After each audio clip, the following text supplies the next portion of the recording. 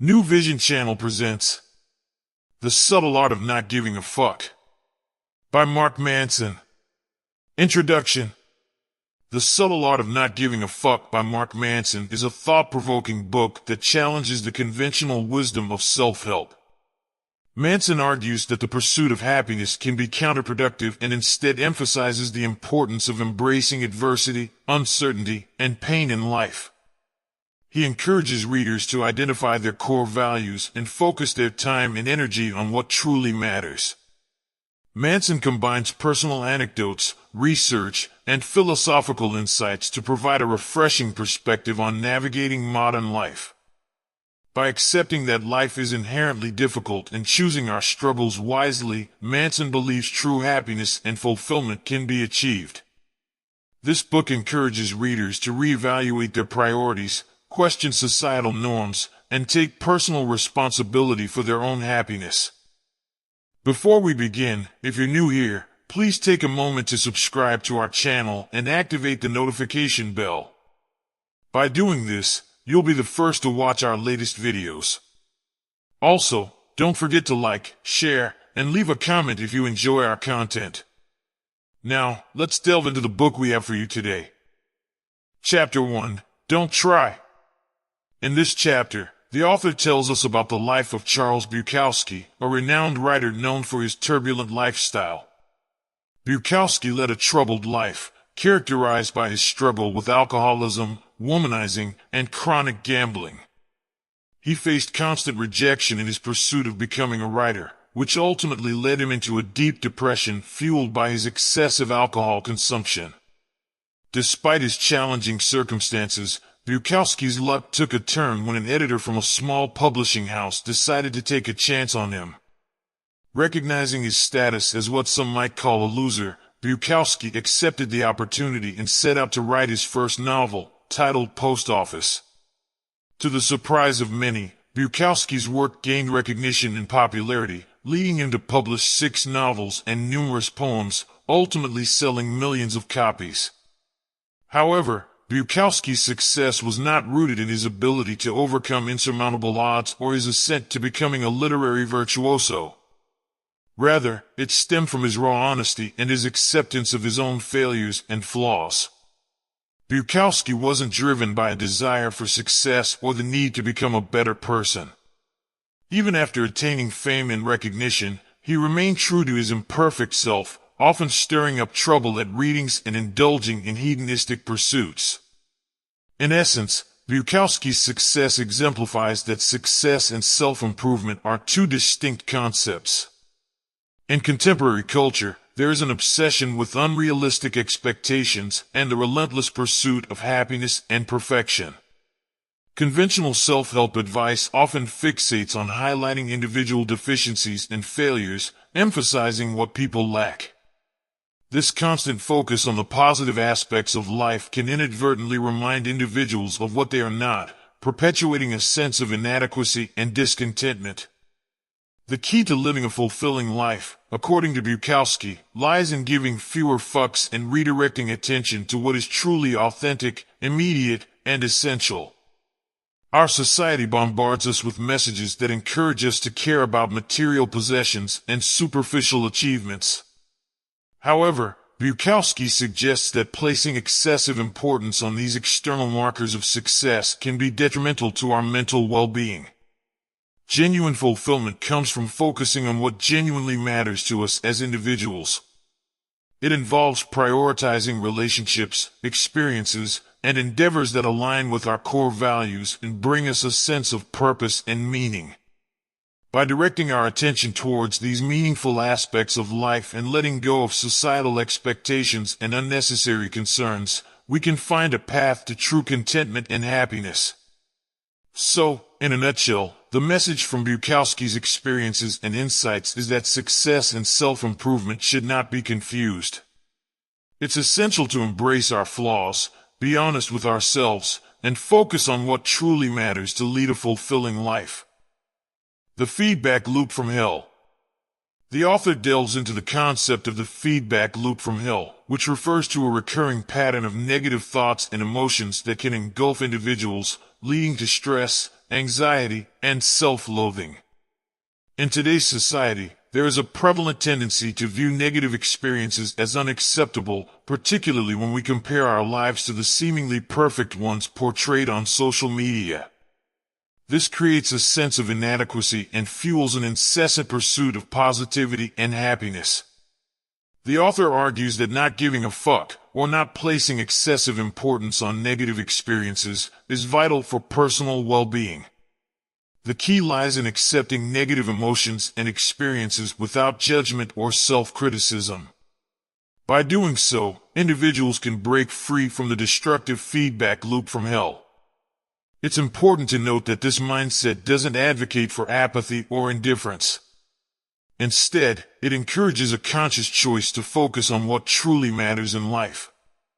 The author delves further into the notion that relentlessly pursuing positivity can paradoxically lead to dissatisfaction. In contrast, accepting negativity can actually be a source of personal growth and fulfillment. It challenges societal norms and expectations by suggesting that embracing pain and struggles is necessary for personal development and eventual success. The author presents examples of individuals who achieved remarkable feats by not giving a fuck about societal judgments or limitations. Ultimately, the author encourages readers to prioritize their thoughts and values, consciously selecting what truly matters to them, and letting go of unnecessary concerns. It sheds light on the inevitability of death and the limited time we all have to allocate our attention and energy. The subtle art of not giving a fuck is presented as a lifelong practice that requires discipline and conscious decision-making. By veering away from the pursuit of constant comfort and entitlement, individuals can break free from their own self-destructive loops and live more fulfilling lives. In summary, the feedback loop from hell refers to the negative cycle of thoughts and emotions that can plague individuals in today's society. Not giving a fuck and accepting negativity without judgment is crucial for personal well-being. By embracing pain, struggles, and personal growth, individuals can find fulfillment and success. Prioritizing our thoughts and values while letting go of unnecessary concerns allows us to escape self-destructive loops and live a more meaningful life. The subtle art of not giving a fuck. This book delves into the concept of not caring excessively about trivial matters and instead directing our attention to what truly matters in life. Contrary to popular belief, the book emphasizes that not giving a fuck doesn't mean being indifferent. Rather, it means being comfortable with being different and not being driven by external validation. A central criticism in the book is targeted at those who try to appear indifferent because they actually care too much about what others think of them. It argues that genuine indifference doesn't seek attention or validation. It arises when we genuinely prioritize our own values and live in alignment with them. The author highlights that everyone inherently cares about something because it's part of human nature. The key lies in determining what truly matters and recognizing what is insignificant in the grand scheme of things. To illustrate this, the book shares a personal anecdote about the author's mother being cheated out of money. In this situation, the author cared deeply about his mother's well-being and took action accordingly. The subtle art of not giving a fuck celebrates those who are willing to be different and challenge societal norms in order to pursue their values and goals. These individuals embrace failure and adversity as opportunities for growth, prioritizing what truly matters in life, such as relationships, purpose, and personal beliefs. By conserving their energy and attention for what truly deserves it, they earn the respect and admiration of others. The book also emphasizes the importance of having something meaningful to focus on in life. Those who give too many fucks about trivial matters often lack a sense of purpose or fulfillment. Discovering something significant and purposeful to dedicate one's time and energy to is crucial in avoiding the wastage of fucks on frivolous causes. Furthermore, the book highlights that individuals always have a choice in what they give a fuck about. While children may give a fuck about everything, as we grow older and gain experience, we become more discerning in our concerns. We come to realize that many things we once deemed important have little lasting impact. This sense of maturity allows us to focus our energy on what truly matters. As people enter middle age, they further prioritize and simplify their lives. They come to accept themselves and their imperfections, reserving their remaining energy for the most important aspects of life. This shift leads to a sense of liberation and consistent happiness. Overall, the subtle art of not giving a fuck encourages readers to be selective in their concerns, prioritize what truly matters, and find fulfillment by focusing on what is genuinely worthy of our fucks in life. It challenges the notion of constantly seeking approval and validation, urging individuals to define their own values and live in alignment with them. By doing so, we can cultivate a sense of purpose and meaning that transcends trivial matters and leads to a more fulfilling existence. What the fuck is the point of this book anyway? The subtle art of not giving a fuck has a clear purpose: to encourage readers to reevaluate their priorities and focus on what truly matters in life. The book addresses a prevalent psychological epidemic where people struggle to accept that life is not always smooth sailing. It highlights the consequences of denying the inevitability of suffering, which leads individuals to blame themselves for their perceived shortcomings and engage in destructive behaviors. The core concept of the book is centered around not giving a fuck, which offers a practical framework for reassessing expectations and cultivating a genuine sense of importance. The author introduces the idea of practical enlightenment, which is not about achieving a state of perpetual bliss, but rather embracing the understanding that suffering is an intrinsic part of the human experience. By becoming comfortable with life's challenges and setbacks, individuals develop a resilience that can be seen as a form of spiritual invincibility. They learn to embrace pain as a catalyst for personal growth. It's important to note that the book doesn't claim to solve or eradicate problems from our lives. Instead, it guides readers on how to navigate these challenges with greater wisdom and resilience. It challenges the cultural notion of constantly striving for greatness, asserting that this pursuit can trap individuals in an endless cycle of discontent.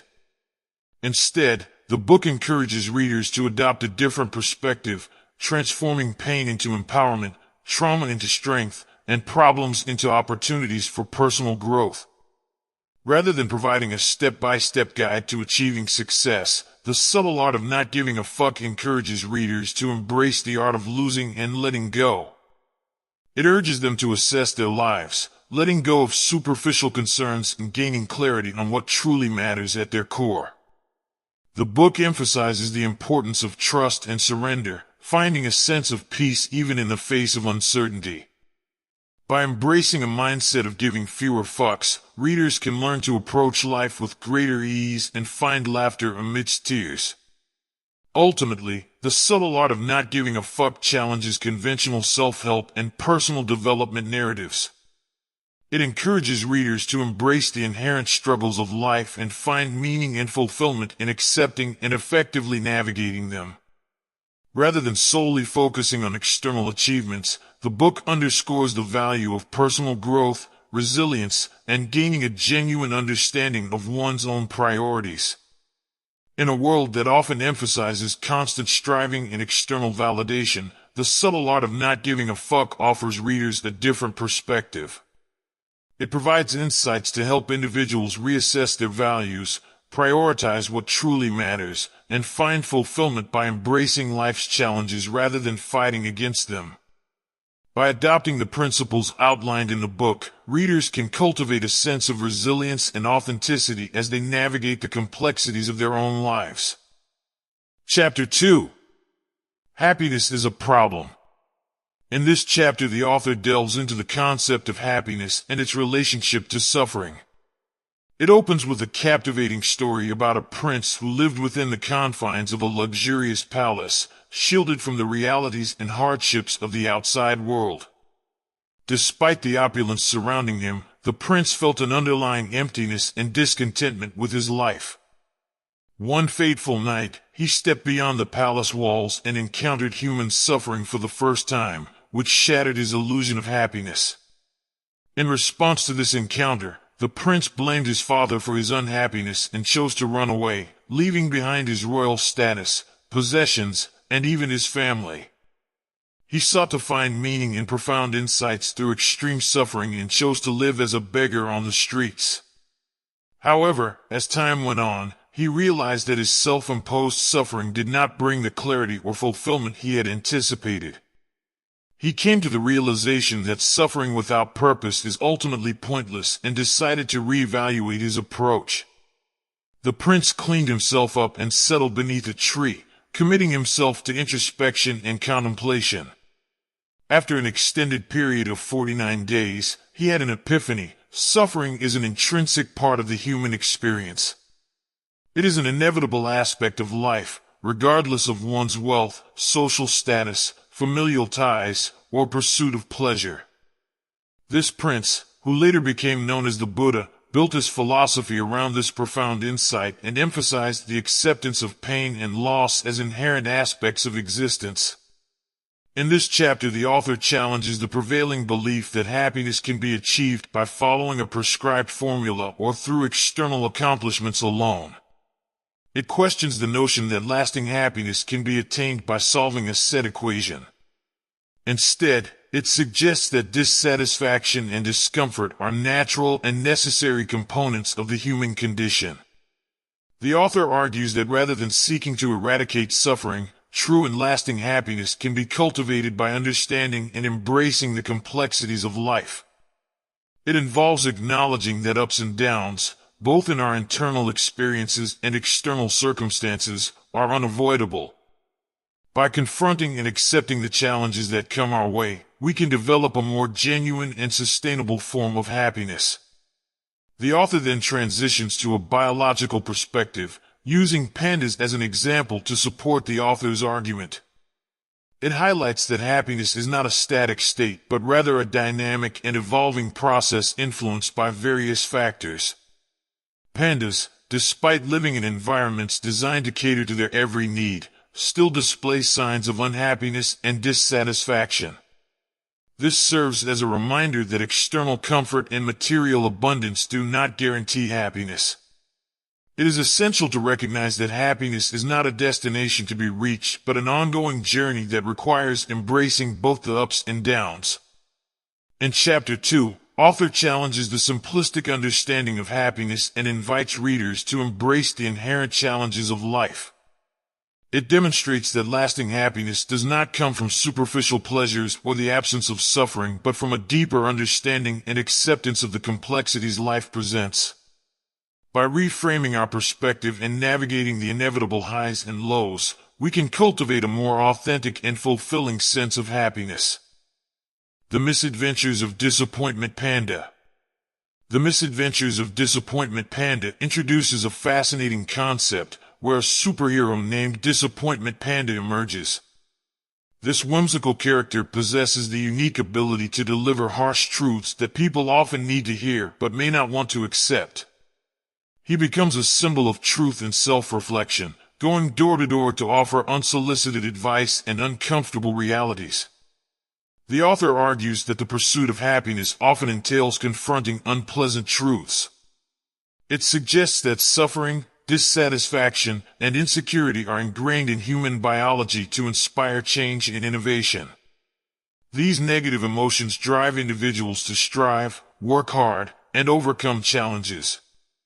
It explains that pain, whether physical or psychological, serves a purpose in guiding behavior and imparting valuable life lessons. Just as the pain from stubbing a toe reminds individuals to be more cautious, psychological pain resulting from experiences like heartbreak can facilitate personal growth and learning. Moreover, the author criticizes a society that actively seeks to shield itself from discomfort. It posits that this avoidance creates a disconnection from the realities of the world. Instead of yearning for a life devoid of problems or discomfort, it suggests that individuals should aspire to have good problems, challenges that offer opportunities for growth and progress. The author encourages readers to embrace the concept of discomfort and recognize the value of facing challenging truths in their pursuit of a fulfilling life. It challenges the prevailing societal norms that promote a constant search for comfort and convenience. By confronting uncomfortable realities, individuals gain a deeper understanding of themselves and the world around them. The story of Disappointment Panda concludes with the enigmatic character sharing his wisdom and departing, leaving the reader with a sense of introspection. It prompts individuals to ponder the importance of accepting discomfort and confronting difficult truths, ultimately highlighting the value of personal growth and self-awareness on the path to a meaningful and fulfilling life. The Misadventures of Disappointment Panda serves as a reminder that happiness and personal development often require individuals to confront discomfort, acknowledge life's challenges, and embrace difficult truths. By doing so, one can cultivate a deeper understanding of oneself and the world, leading to a more profound and fulfilling existence. Happiness comes from solving problems. The author delves into the concept that genuine happiness stems from actively engaging in problem solving rather than avoiding or denying problems altogether. It puts forth the idea that problems are an inherent part of life and that they never truly vanish, they merely transform or evolve into new forms. The essence of happiness lies in the process of tackling and resolving problems, rather than in a state of problem-free existence. Happiness is not a passive state that can be acquired effortlessly or found in external sources like material possessions, jobs, or relationships. Happiness is an ongoing and continuous effort that demands taking action and actively confronting the challenges that life presents. True happiness is attained by discovering the types of problems one enjoys solving and deriving fulfillment from the process itself. The author identifies two self-imposed obstacles that hinder individuals from experiencing happiness. The first is denial, wherein people refuse to acknowledge the existence of their problems and instead distract or deceive themselves. This ultimately leads to a life characterized by insecurity and emotional repression. The second hindrance is adopting a victim mentality, where individuals believe they are powerless to solve their problems, often resorting to blaming others or external circumstances. This mindset results in feelings of anger, helplessness, and despair. Furthermore, the author explains that people tend to gravitate toward denial and blame because these responses offer temporary relief and an illusion of escape from their problems.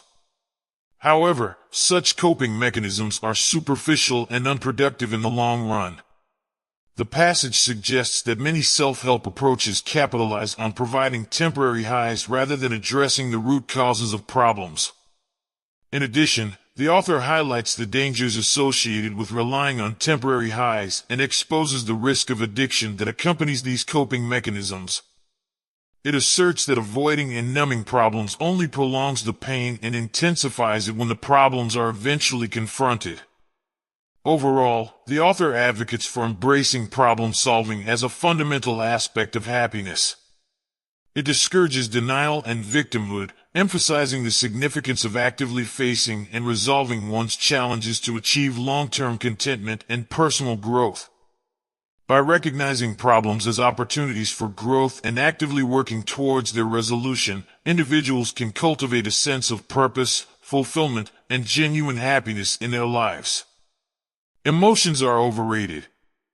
The author presents a thought-provoking perspective that challenges the commonly held belief that emotions play a central role in our lives.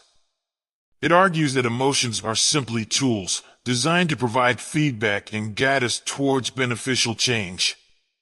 Whether positive or negative, emotions serve as signals that indicate the presence of problems that need our attention and resolution. Negative emotions prompt us to take action, while positive emotions act as rewards for making favorable choices. However, it is important to note that emotions are transient, as new problems inevitably emerge. The author emphasizes the need to approach emotions with a critical mindset, rather than blindly trusting or relying on them as absolute guides for decision-making. Just because something feels good does not necessarily mean it is inherently good for us, and vice versa. Emotions are suggestions presented by our neurobiology, but it is crucial to question and examine them critically before making decisions. Two extremes of dealing with emotions are highlighted in the passage. On one extreme, repressing negative emotions leads to a denial of the valuable feedback they provide, which can hinder problem solving and overall happiness. On the other extreme, over-identifying with emotions and making decisions solely based on emotional intuition, without considering rational thinking, can be problematic. The passage draws a comparison to 3-year-old children and dogs, who primarily base their lives on emotions and lack the ability to make sound judgments. The author also argues against an obsession with happiness, as it is portrayed as a fleeting state. Our biology is wired to constantly desire more, leading to an ongoing pursuit of temporary pleasures and material possessions. This pursuit of happiness can ultimately leave us feeling inadequate and unsatisfied. The concept of the hedonic treadmill is introduced, suggesting that despite our efforts to change our life circumstances, we often do not experience lasting differences in our overall well-being. Moreover, the author acknowledges the inherent trade-offs that come with pursuing happiness. The things that bring us joy also bring challenges and negative experiences. For example, the person we marry becomes someone we occasionally argue with, the house we purchase requires ongoing repairs, and the dream job we obtain may bring along stress and pressure. This highlights the intertwined nature of positive and negative experiences and the cyclicality of our problems. In conclusion, the author challenges the notion that emotions hold ultimate importance in our lives.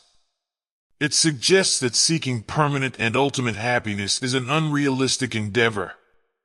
Instead, it encourages recognizing emotions as feedback mechanisms and advocates for a balanced approach that combines reasoning and critical thinking to effectively navigate life's challenges. By acknowledging the transient nature of emotions and employing rationality alongside those emotions, individuals can make more informed decisions and cultivate a more holistic understanding of their experiences. Choose your struggle. The author challenges the widely held desire for a carefree and effortless life, filled with constant happiness, success, and fulfillment.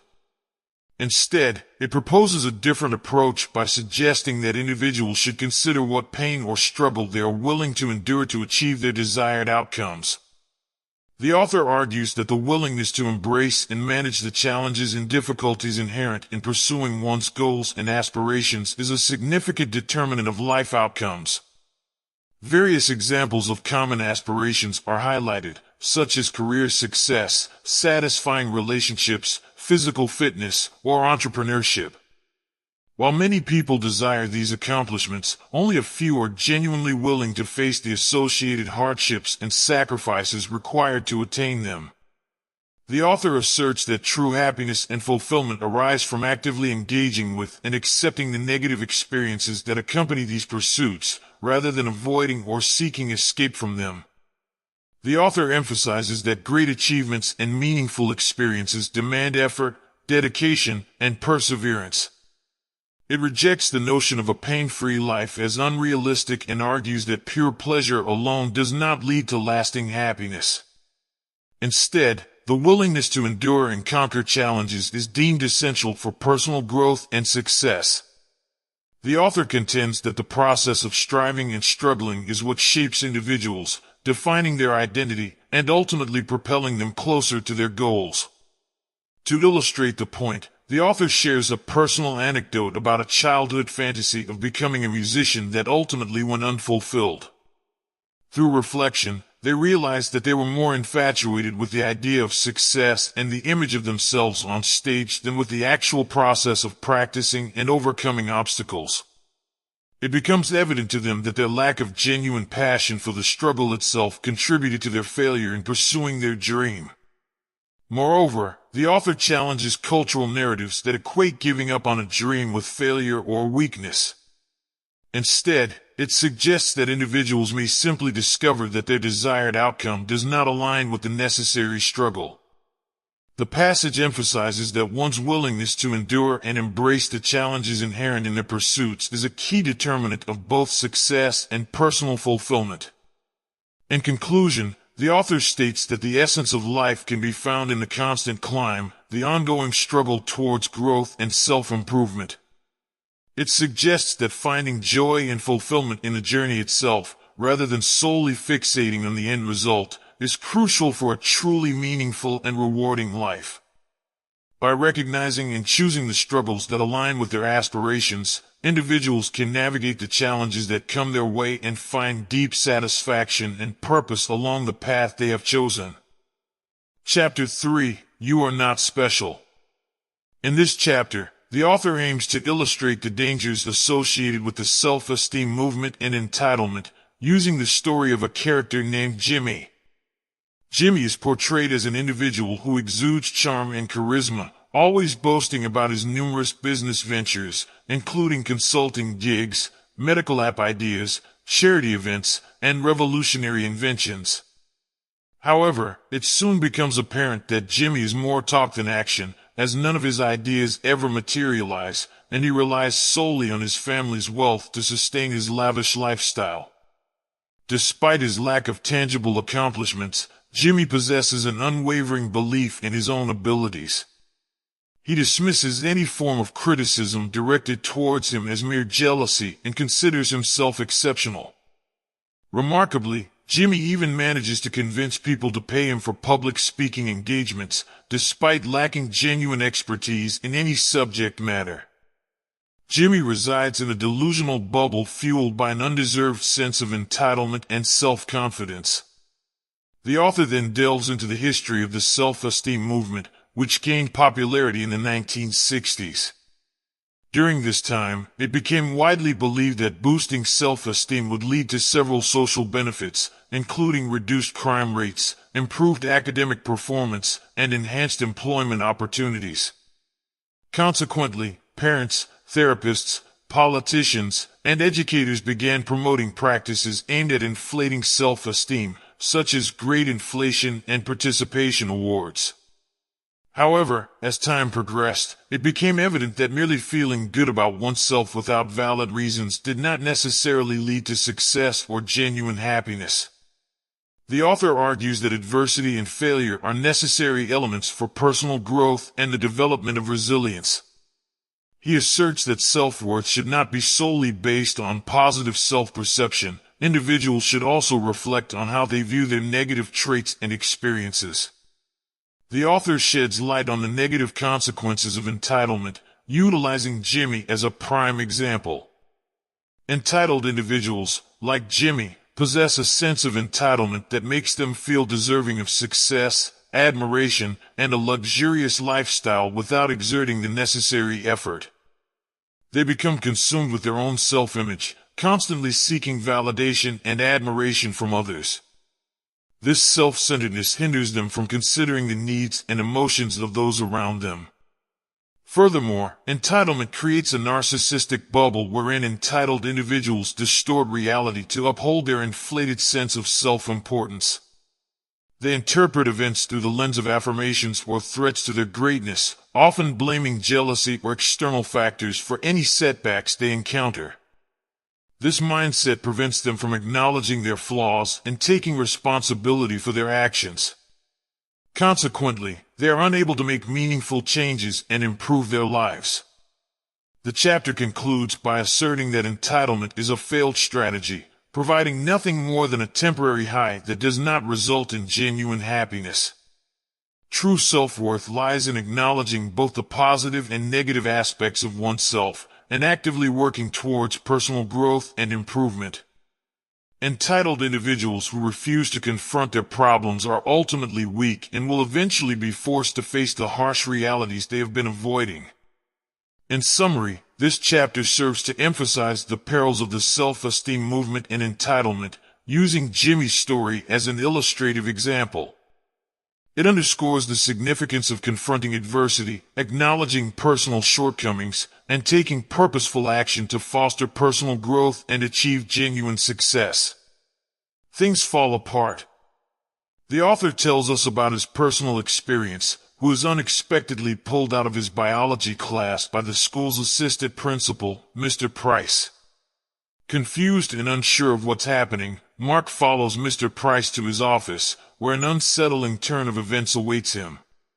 Suspecting Mark of carrying drugs, Mr. Price proceeds to search through Mark's belongings.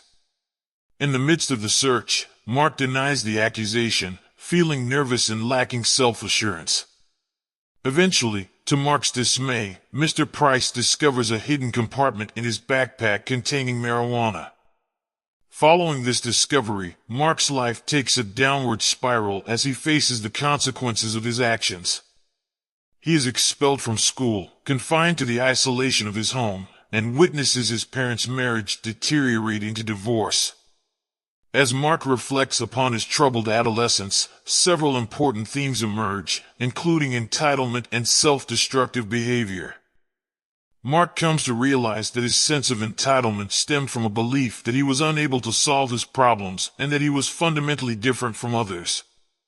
In recognizing the importance of confronting problems head-on, Mark acknowledges that his personal struggles are not unique or insurmountable. He learns that the path to growth and personal development lies in taking responsibility for his actions and making genuine efforts to address his challenges. He begins to understand that entitlement can prevent one from effectively dealing with life's difficulties, as it often leads to a sense of victimhood and an expectation that solutions should be handed to them without effort. The narrative also touches upon broader societal issues, particularly the prevalence of entitlement, lack of emotional resilience, and intolerance for opposing viewpoints, particularly among young people in the digital age of technology and social media. While the digital age has brought numerous advantages in connectivity, it has also facilitated the amplification of insecurities and entitlement in society. Online platforms, where individuals can curate their lives and seek validation from others, can exacerbate feelings of entitlement and create an environment that discourages open-mindedness and empathy. Things Fall Apart explores the consequences of entitlement and self-destructive behavior through the character of Mark. It emphasizes the importance of facing personal problems directly, understanding that everyone faces challenges, and recognizing that entitlement hinders personal growth. The narrative also reflects on the impact of the digital age on society, highlighting the need for emotional resilience and a willingness to engage with diverse perspectives in the face of increasing entitlement and intolerance. The tyranny of exceptionalism. The tyranny of exceptionalism delves into the concept that while individuals may excel in one specific area, most people are average or below average in their pursuits overall. The book brings attention to the fact that true excellence requires significant time and energy investment, making it statistically improbable for any person to be extraordinary in all aspects of life. The author argues that society tends to glamorize and idolize exceptional individuals, such as successful businesspeople, exceptional athletes, or celebrities. However, behind their success, they too may face personal issues, lack depth in other areas of life, or struggle with the same challenges as everyone else. This discrepancy between public perception and reality is rarely discussed or acknowledged as a common phenomenon. The rise of the Internet, along with platforms like Google, Facebook, YouTube, and countless television channels, has granted us unprecedented access to information. While this is undoubtedly beneficial, our attention is limited, and we are unable to absorb the vast amount of information constantly presented to us. As a result, only the most exceptional and attention-grabbing pieces of information, those in the 99.999th percentile, manage to capture our focus. Every day, we are bombarded with extraordinary content, ranging from the best physical feats to the most shocking news stories. This flood of extreme information mainly stems from the media's focus on what attracts attention and generates revenue. However, the reality is that the majority of life lies in the unextraordinary, average middle. Constant exposure to extreme information conditions our perception and leads us to believe that exceptionalism is the norm. As most of us are average most of the time, this influx of exceptional information fosters feelings of insecurity and inadequacy. Many individuals resort to self-aggrandizement or seek validation from others through entitlement and addiction as a way to compensate for these feelings.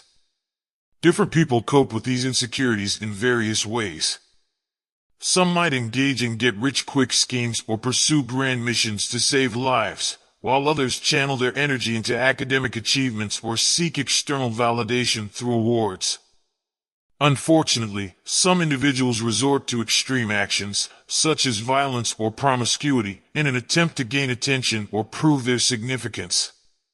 It's important to note that this culture of entitlement driven by exceptionalism is not exclusive to millennials. While millennials often face blame due to their highly visible presence in the plugged-in generation, entitlement exists across all segments of society. The culture of entitlement is deeply intertwined with the mass media-driven exceptionalism, which perpetuates unrealistic expectations and contributes to feelings of inadequacy. The ubiquity of technology and mass marketing has further distorted people's expectations for themselves. The continuous exposure to exceptional information creates a constant reminder of the standards people fail to meet, reinforcing feelings of insecurity. Individuals compare themselves to others, and when a simple internet search reveals thousands of seemingly flawless individuals, they may feel like losers or inadequate. While technology has undoubtedly solved old economic problems and made information accessible to all, it has also introduced new psychological challenges. The internet and mass media, on one hand, provide us with access to knowledge and connection, but on the other hand, contribute to a culture of insecurity, self-doubt, and shame. In summary, the tyranny of exceptionalism sheds light on the reality that most individuals are average in various aspects of life.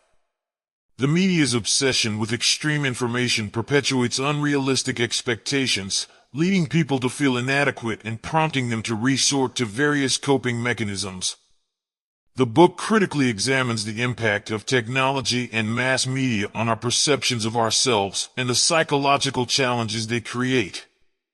But if I'm not going to be special or extraordinary, what's the point?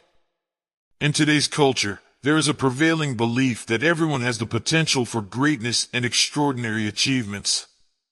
This belief is constantly reinforced by societal figures like celebrities, business tycoons, politicians, and influential figures such as Oprah.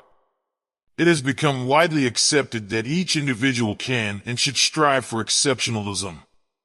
However, this belief overlooks a fundamental contradiction. If everyone is extraordinary, then no one is truly extraordinary. Despite the inherent contradiction, people readily embrace this belief and yearn for more. Being average or in the middle of the pack is now equated with failure and seen as undesirable. Success has been narrowly defined as being extraordinary, and as a result, some individuals would rather be at the extreme low end of the spectrum than be considered average. This way, they can still feel special and deserving of attention. Many individuals adopt a strategy of showcasing their misery, oppression, or victimization as a means to assert their uniqueness. The fear of accepting mediocrity stems from the belief that doing so will hinder personal growth and render one's life meaningless. This mindset is perilous as it implies that a vast majority of the human population, including oneself, is inherently worthless. Such thinking can have detrimental consequences for both individuals and society as a whole. Contrary to popular belief, those who truly excel at something do not start out considering themselves exceptional. They become exceptional because they are driven by an unwavering desire to improve. They acknowledge their own mediocrity and averageness, and it is this awareness that fuels their pursuit of greatness. The notion that every person is capable of achieving greatness and being extraordinary is nothing more than ego-stroking. While it may feel good to hear, it ultimately lacks substance and does not contribute to personal growth. It's akin to consuming empty calories that make you emotionally overweight. The key to emotional well-being, much like physical health, lies in embracing the unremarkable and ordinary truths of life. These truths include the realization that our actions may not have a profound impact in the grand scheme of things, and that the majority of our lives will consist of mundane and unremarkable moments, and that's perfectly okay. Embracing these ordinary truths may initially taste bitter and unappealing. It's natural to resist accepting them because the culture around us emphasizes the pursuit of exceptionalism. However, once you internalize these truths, you will find yourself feeling more empowered and alive. The constant pressure to be exceptional and the anxiety that comes with constantly feeling inadequate will lift from your shoulders. By acknowledging and accepting your own ordinary existence, you will be liberated to pursue your true aspirations without judgment or unrealistic expectations. You will develop a newfound appreciation for life's simple pleasures, such as genuine friendships, creating something meaningful, helping others, immersing yourself in a good book, or sharing laughter with loved ones. These experiences may seem mundane and ordinary on the surface, but perhaps there is a reason for their ordinariness. They are the things that truly matter in life and bring true fulfillment and happiness. So, the point is not to chase an elusive notion of exceptionalism, but rather to embrace and appreciate the ordinary aspects of life. In doing so, you can find meaning, contentment, and genuine joy in the simplest of moments. Chapter 4. The Value of Suffering. The author presents the remarkable story of Hiro Onoda, a Japanese soldier who remained hidden in the Philippine jungle for almost 30 years after the conclusion of World War II. Onoda had been given strict orders never to surrender, and he dutifully carried out guerrilla warfare against both the U.S. forces and the local population, firmly believing that the war was still ongoing. Despite numerous efforts by the Japanese, Philippine, and American governments to locate and convince Onoda to surrender, he stubbornly clung to the belief that the leaflets and messages he encountered were part of an elaborate deception. It was only in 1974 that he was finally persuaded to emerge from his hiding place by a young adventurer named Norio Suzuki, who stumbled upon him while on his own adventure quest. During their time together, Suzuki questioned Onoda about his decision to remain in the jungle and continue fighting for so long. Onoda explained that he was simply following his orders to never surrender, dedicating his entire life to a cause he genuinely believed in. Suzuki, on the other hand, had embarked on his own quest for adventure, pursuing the mythical Lieutenant Onoda, a panda bear, and the abominable snowman. The author reflects on the choices made by these men to dedicate their lives to what appeared to be futile or destructive causes. Despite the immense hardships and sufferings they experienced, neither Onoda nor Suzuki expressed any regrets. They found meaning in their actions and believed that they were serving a higher purpose. When Hiro Onoda finally returned to Japan, he was celebrated as a national hero. However, he was disheartened by the shallow and materialistic society he encountered. He struggled to reconcile the values that he had fought for with the modern culture surrounding him. Realizing that his sacrifices had ultimately amounted to nothing in the changing world, he felt an overwhelming sadness and chose to settle in Brazil, where he lived until his death in 2014. The story of Hiro Onoda and Norio Suzuki raises thought-provoking questions about the nature of suffering and the search for purpose. It suggests that enduring hardships and suffering can acquire greater meaning when connected to a larger cause or purpose, even if that cause is later proven to be misguided or rendered obsolete. This perspective highlights the human capacity to find significance and motivation in the face of challenging circumstances, and it reminds us of the complexities of personal conviction and the pursuit of a meaningful life. In summary, the story of Hiro Onoda teaches us that even though suffering may seem futile or fruitless in hindsight, it can still hold its own unique value when intertwined with a sense of purpose or mission. It prompts us to reflect on our own lives and consider the importance of finding meaning in our actions, regardless of how they may be perceived by others or stand against the shifting tides of time. The Self-Awareness Onion, peeling back the layers of understanding. Self-awareness, likened to the layers of an onion, is a multifaceted process that involves delving into our emotions, uncovering insights, and examining our values. As we peel back each layer, we gain a deeper understanding of ourselves and the factors that shape our thoughts, behaviors, and experiences. The first layer of self-awareness involves recognizing our basic emotions, such as happiness, sadness, and hope. However, many people struggle with this level of self-awareness and may find it challenging to genuinely express and communicate their emotions. Society often encourages us to suppress or hide certain feelings, making it difficult to develop a true understanding of our emotional states. Moving to the second layer, we encounter the why questions that underlie our emotions. Exploring the reasons behind our emotional responses can be a challenging task and may require professional guidance or deep introspection. By delving into the root causes of our emotions, we gain insight into our past experiences, beliefs, and personal history. This understanding empowers us to take action and make positive changes in our lives, addressing the underlying issues that contribute to our emotional landscape. However, the journey of self-awareness doesn't stop there. The third and deepest layer involves identifying our personal values. Our values serve as guiding principles that shape our perspectives, decisions, and sense of fulfillment. It requires ongoing questioning, introspection, and effort to uncover and refine our values. Our values determine how we define success or failure, how we interact with others, and how we navigate the world around us. If our values are misaligned or misplaced, it can lead to dissatisfaction, discordance, and a lack of congruence between our thoughts, emotions, and actions. Unfortunately, many individuals struggle to accurately answer the why questions and navigate this deep layer of self-awareness. They may claim to value honesty and friendship, for example, but engage in dishonest behavior behind others' backs. When they feel lonely, they might blame external factors instead of examining their own contributions to the situation. Additionally, certain self-help approaches may provide quick fixes or band-aid solutions, neglecting the deeper exploration of values. To attain true self-awareness, we must engage in honest self-questioning, even when the answers are uncomfortable. By critically examining our perceptions, challenging our metrics of success and failure, and exploring alternative perspectives, we can gain a profound understanding of ourselves.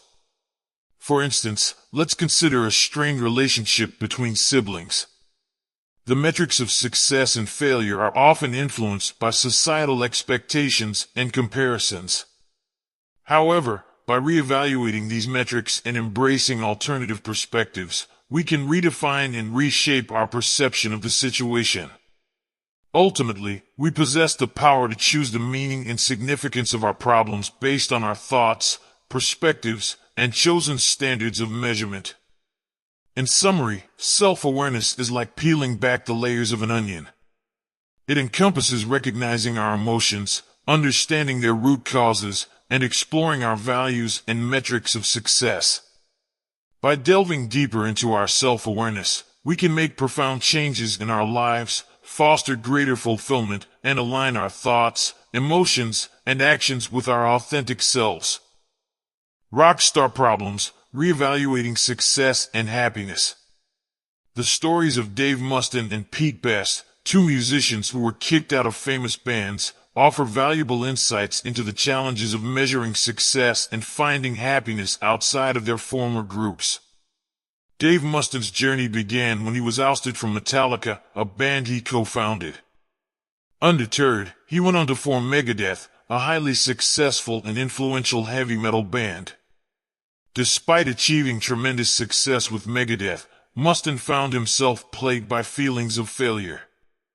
His metric for success became synonymous with surpassing Metallica's fame and popularity, an elusive goal that haunted him and overshadowed his achievements. In this way, he experienced the burden of comparing himself to the legacy of his former band. In contrast, Pete Best, who was famously dismissed from the Beatles just before they achieved global fame, took a different path. Initially facing a period of depression and setbacks, Best eventually found solace and happiness in his personal life. He formed meaningful connections, met his wife, and started a family. Through this journey, Best realized that his values had shifted. He no longer measured success solely by fame and glory, but instead prioritized his relationships and a stable marriage as important sources of fulfillment. These contrasting experiences highlight the significant role that values and metrics play in measuring success and happiness. Each individual's values shape their perception of problems and define what they deem essential in life. It is crucial to recognize that certain values and metrics can lead to positive outcomes and a sense of fulfillment, while others may result in negative feelings and dissatisfaction. In Mustin's case, his metric of success tied closely to outshining his former bandmates, restricting his ability to appreciate his own accomplishments and find contentment in them. The narratives of Mustin and Best strongly underscore the necessity of evaluating and redefining our metrics of success and happiness. By aligning our values with meaningful and personally significant goals, we can shift our perspective on problems and find greater fulfillment in life. It is vital to recognize that success and happiness are subjective concepts, and societal or external standards should not overshadow our own values and aspirations. Ultimately, the stories of Mustin and Best remind us that measuring success solely by external factors such as fame and popularity can lead to dissatisfaction and self-doubt. Instead, by embracing our personal values, nurturing meaningful connections, and finding purpose in our own lives, we can redefine our metrics of success and happiness. By doing so, we open ourselves up to a more profound sense of fulfillment and contentment, independent of comparisons with others or past achievements. Shitty values and their pitfalls. It is important to recognize that there are certain values that, if prioritized wrongly or excessively, can lead to significant problems in one's life. Let's delve deeper into some of these common values and their associated pitfalls. 1. Pleasure. While experiencing pleasure is undoubtedly enjoyable, it becomes problematic when it becomes the sole driving force in one's life.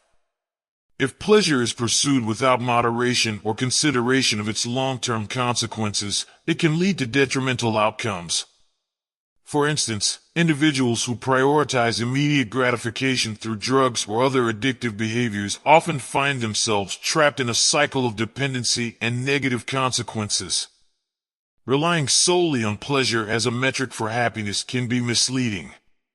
Research suggests that people who solely pursue superficial pleasures tend to experience higher levels of anxiety, emotional instability, and depression. True happiness requires a more comprehensive approach, focusing on long-term fulfillment and well-being rather than fleeting moments of pleasure. 2. Material success. Society often emphasizes material success as a measure of personal worth and achievement. However, valuing material possessions, income, and social status above all else can have negative implications. Once basic needs are met, research shows that the correlation between happiness and material wealth diminishes significantly. Moreover, overvaluing material success can lead to ethical and moral compromises. When success is predominantly defined by external markers such as wealth or status, individuals may prioritize attaining these markers over fundamental values like honesty, compassion, and kindness. This can result in a shallow sense of self and strained relationships with others. 3. Always being right. The desire to always be right can hinder personal growth and relationships. Human beings are fallible and prone to errors. Embracing the fact that we don't always have the correct answers is essential for learning, intellectual development, and healthy interactions with others. Focusing excessively on being right perpetuates a closed mindset and hampers the ability to learn from mistakes. It can also lead to a lack of empathy and understanding for different perspectives. Recognizing our fallibility and remaining open to learning and personal growth allows for more enriching experiences and deeper connections with others. 4. Staying positive. While maintaining a positive outlook is beneficial in many situations, it is crucial to acknowledge and process negative emotions when they arise. Constantly striving to stay positive can create an unrealistic expectation that life should always be pleasant and free from difficulties. Denying or suppressing negative emotions can have adverse effects on mental and emotional well-being. It is essential to recognize that experiencing and expressing negative emotions is a normal part of the human experience. By addressing and coping with negative emotions in healthy and constructive ways, individuals can cultivate resilience and develop effective problem-solving strategies. Furthermore, embracing challenges and acknowledging the existence of problems allows for personal growth and a deeper appreciation for the meaningful moments life offers. Overcoming difficulties can lead to a sense of accomplishment and contribute to a more fulfilling life journey. In conclusion, it is vital to reflect upon and reevaluate the values we prioritize in our lives. While pleasure, material success, always being right, and staying positive may hold some value, relying solely on these metrics can lead to dissatisfaction and problems in the long run. By cultivating values that promote personal growth, well-being, empathy, and meaningful connections with others, we can pave the way for a more fulfilling and balanced life. Defining good and bad values. Defining good and bad values is essential in determining our priorities and the principles that guide our decision-making. Let's take a closer look at the characteristics of good and bad values. Good values possess the following qualities. 1. Reality-based. Good values are grounded in objective reality and align with the truth. They reflect an accurate understanding of the world and ourselves rather than relying on illusions or wishful thinking. 2. Socially constructive. Good values contribute positively to the well-being and harmony of society. They promote empathy, compassion, respect, and fairness, fostering meaningful relationships and a sense of community. 3. Immediate and controllable. Good values can be practiced in the present moment and are within our power to influence. They allow us to take responsibility for our actions and choices, offering a sense of empowerment and agency. On the other hand, bad values possess the following characteristics. 1. Superstitious. Bad values are based on superstitions or irrational beliefs. They rely on unfounded notions, pseudoscience, or magical thinking, leading to misguided actions and distorted perceptions of reality. 2. Socially destructive. Bad values harm others or society at large. They promote discrimination, violence, manipulation, and exploitation, disrupting social cohesion and contributing to suffering and injustice. 3. Not immediate or controllable. Bad values often depend on external factors or circumstances beyond our control. They may involve chasing elusive goals, relying on validation from others, or pursuing shallow and transient pleasures.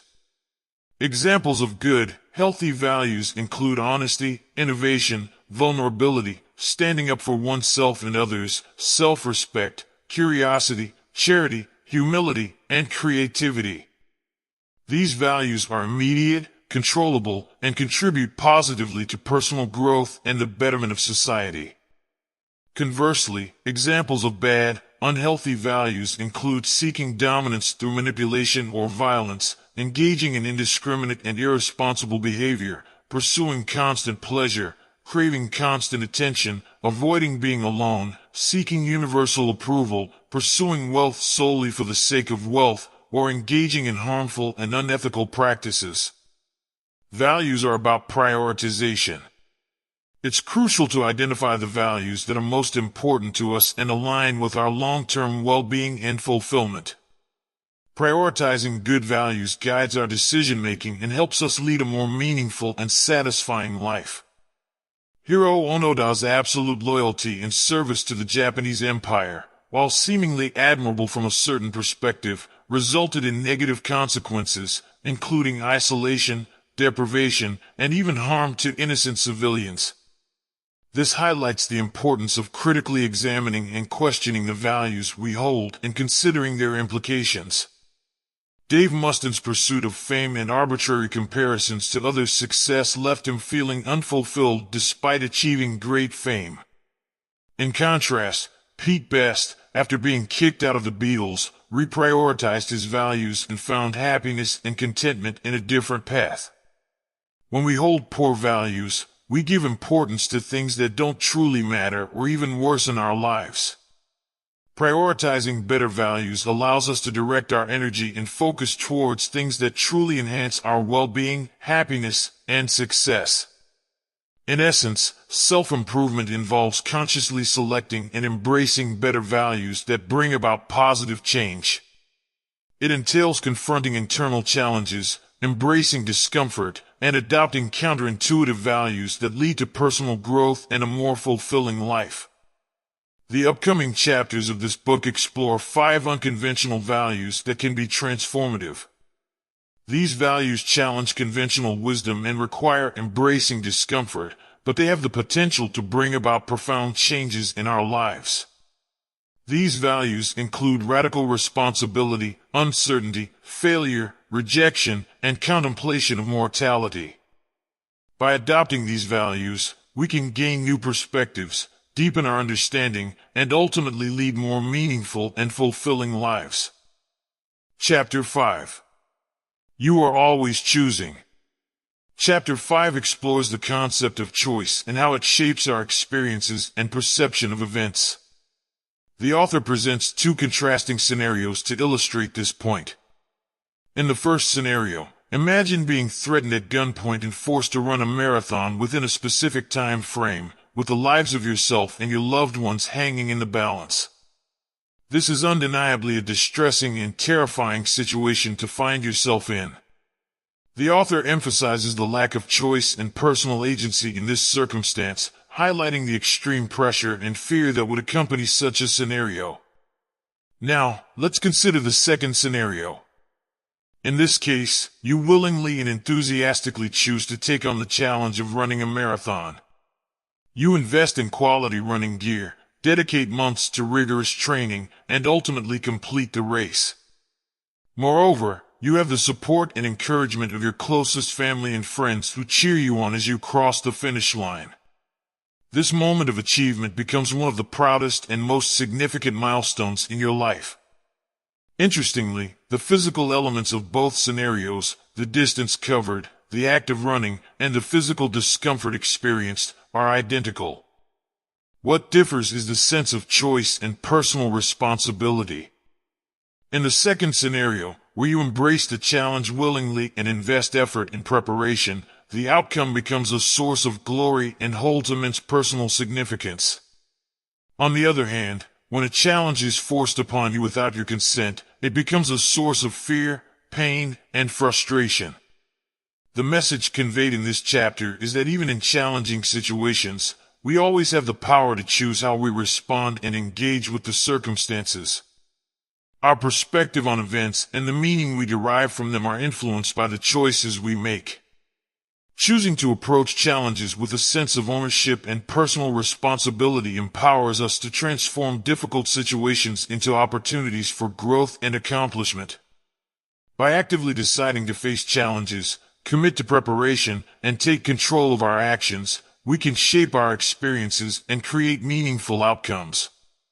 The chapter serves as a reminder that while we may not always have control over the external circumstances we face, we always have control over how we choose to respond and the attitude we adopt. By embracing this understanding, we can cultivate resilience, agency, and a sense of purpose in navigating life's challenges. Ultimately, the choice is ours, and through conscious decision-making and taking responsibility for our actions, we can shape our experiences and create a life filled with achievements, growth, and fulfillment. The choice. This author tells the remarkable story of William James, a man who faced numerous challenges throughout his life. It highlights the power of personal responsibility and the choices we make in shaping our experiences and outcomes. Despite being born into privilege, James encountered various health issues that greatly affected his well-being. He experienced temporary blindness, a severe stomach condition requiring a strict diet, hearing difficulties, and debilitating back spasms. These ailments isolated him from his peers and hindered his academic progress. Art became his solace, but his talents went unrecognized, leading to discouragement and ridicule from his father, a wealthy businessman. In an effort to secure his future, James's father arranged for him to attend Harvard Medical School. However, James felt like an imposter in the medical field, doubting his ability to help others when he couldn't overcome his own problems. A moment of clarity struck him during a visit to a psychiatric facility, where he felt a deeper connection with the patients rather than the doctors. Consequently, he made the difficult decision to drop out of medical school, disappointing his father. Seeking an escape from the repercussions, he embarked on a treacherous journey to the Amazon rainforest, reminiscent of the challenges in the computer game Oregon Trail. During his expedition, James contracted smallpox and suffered agonizing back spasms that left him unable to walk, emaciated and stranded in the South American wilderness. His chances of survival seemed slim. Miraculously, he managed to return to New England, only to be met by his disappointed father. Despite his advantages in life, James found himself unemployed, facing failure at every turn, and battling chronic physical ailments. Plunged into deep depression, he contemplated suicide as a final escape. But one fateful night, while reading the lectures of philosopher Charles Peirce, James had a transformative experience. He decided to conduct an experiment in personal agency, dedicating a year to believing that he held complete responsibility for every aspect of his life. He resolved to exert every effort to change his circumstances, regardless of the odds. If no improvement occurred within that year, he would conclude that he truly had no control over his circumstances and proceed with his plan of self-destruction.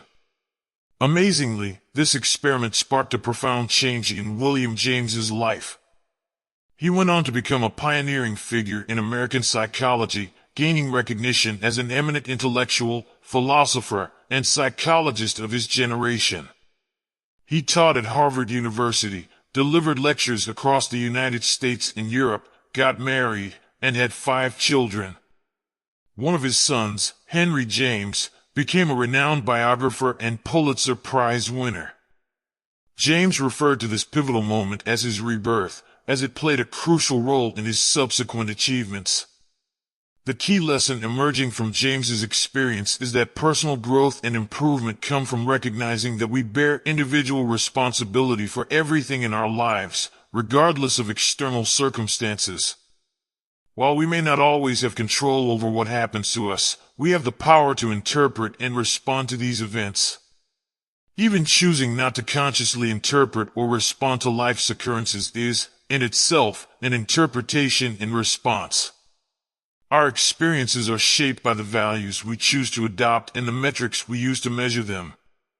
The same event can be seen as positive or negative based on the metric we apply. Ultimately, we are always making choices, even if we're not aware of them. There is no scenario in which we don't care about anything. We all have something we value.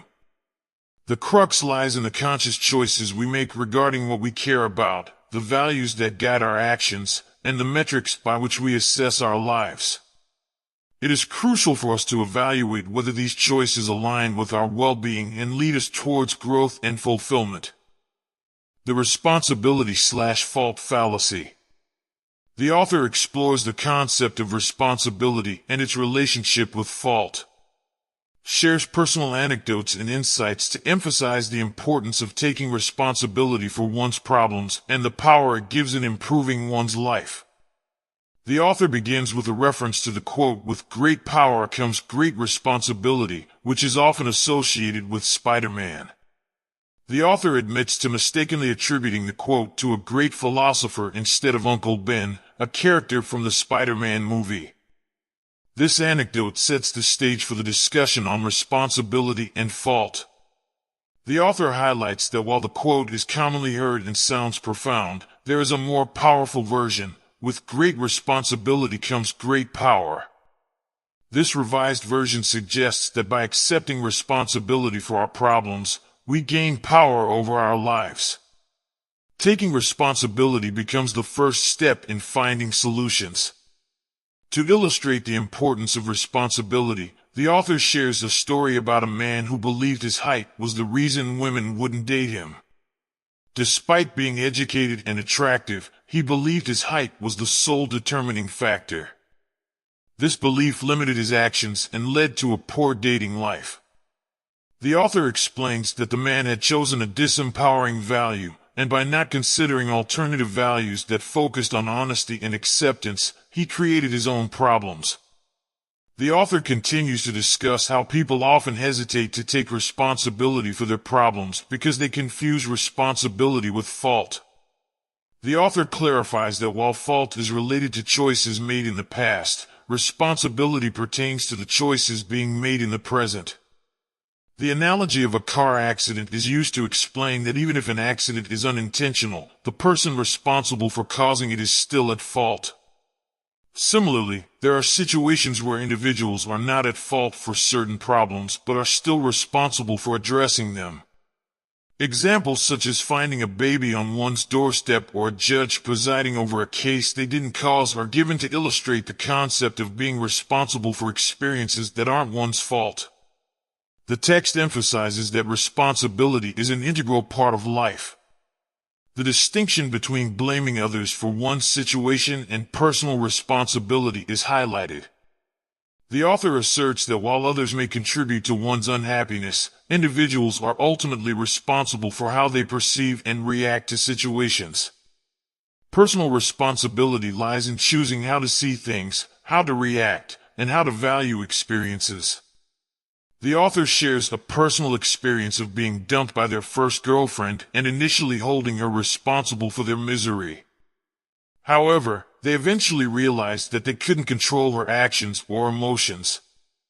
They took responsibility for their own happiness and made choices aimed at self-improvement, which led to a better emotional state. As time passed, the author reflected on the relationship and recognized their own mistakes and their role in enabling the unhealthy dynamics.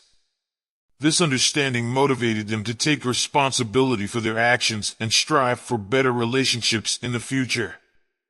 The author acknowledges that while their ex's actions were inexcusable, they learned valuable lessons from the experience and underwent significant personal growth. The author concludes by emphasizing that taking responsibility for problems is crucial for learning and personal improvement. Rather than blaming others, it is important to embrace responsibility as it leads to real-life improvement. Overall, the author emphasizes the power of taking responsibility for one's problems and highlights that blaming others only hinders personal growth. It encourages individuals to be proactive, recognize their own role in situations, and make choices that lead to positive change. Responding to tragedy. Responding to tragic events can be challenging and emotionally overwhelming.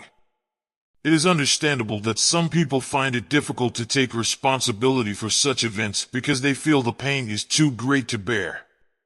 However, it's important to remember that the intensity of an event doesn't change the underlying truth. When faced with a tragedy, even though you are not at fault for the event itself, you still have a responsibility to manage the aftermath and make choices on how to respond.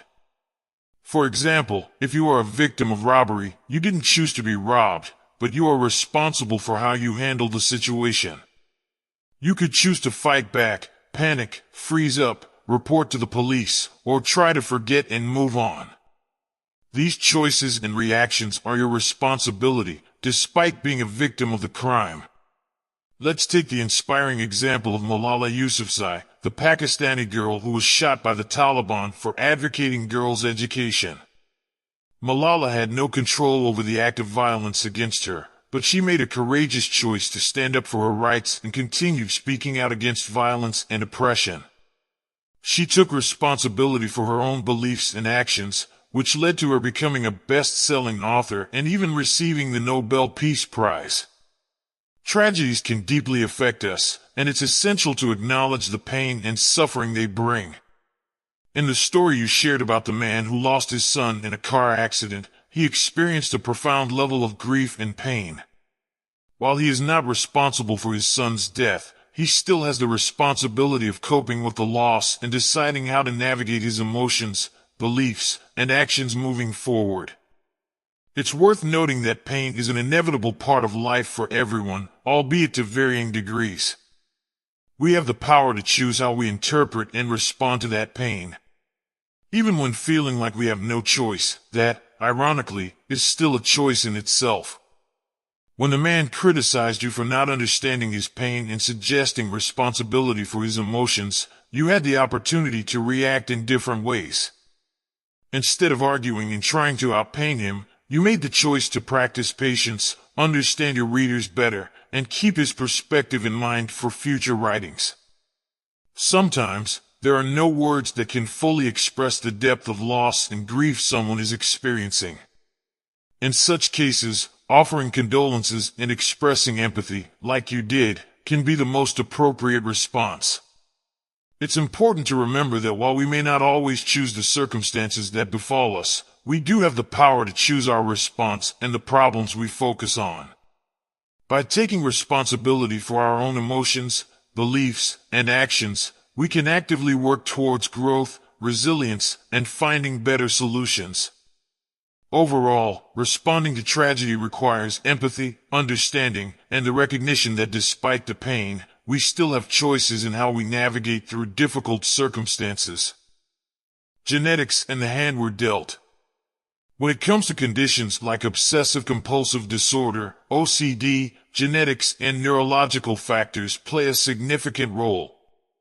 While these disorders cannot be cured, they can be managed. The management of such disorders often revolves around recognizing and accepting the imperfections and irrationality of one's compulsive behavior. The teenagers in the documentary faced various OCD-related challenges such as tapping surfaces, equalizing behaviors, and germophobia. The psychiatrists guiding them taught them to accept that their disorder-driven values were irrational and not truly representative of their own desires. They encouraged the teenagers to focus on new values that were more important to them, such as social interaction, regaining control over their thoughts and feelings, or being able to leave the house without distress. Through intensive desensitization exercises, the teenagers challenged their OCD values and confronted their fears head-on.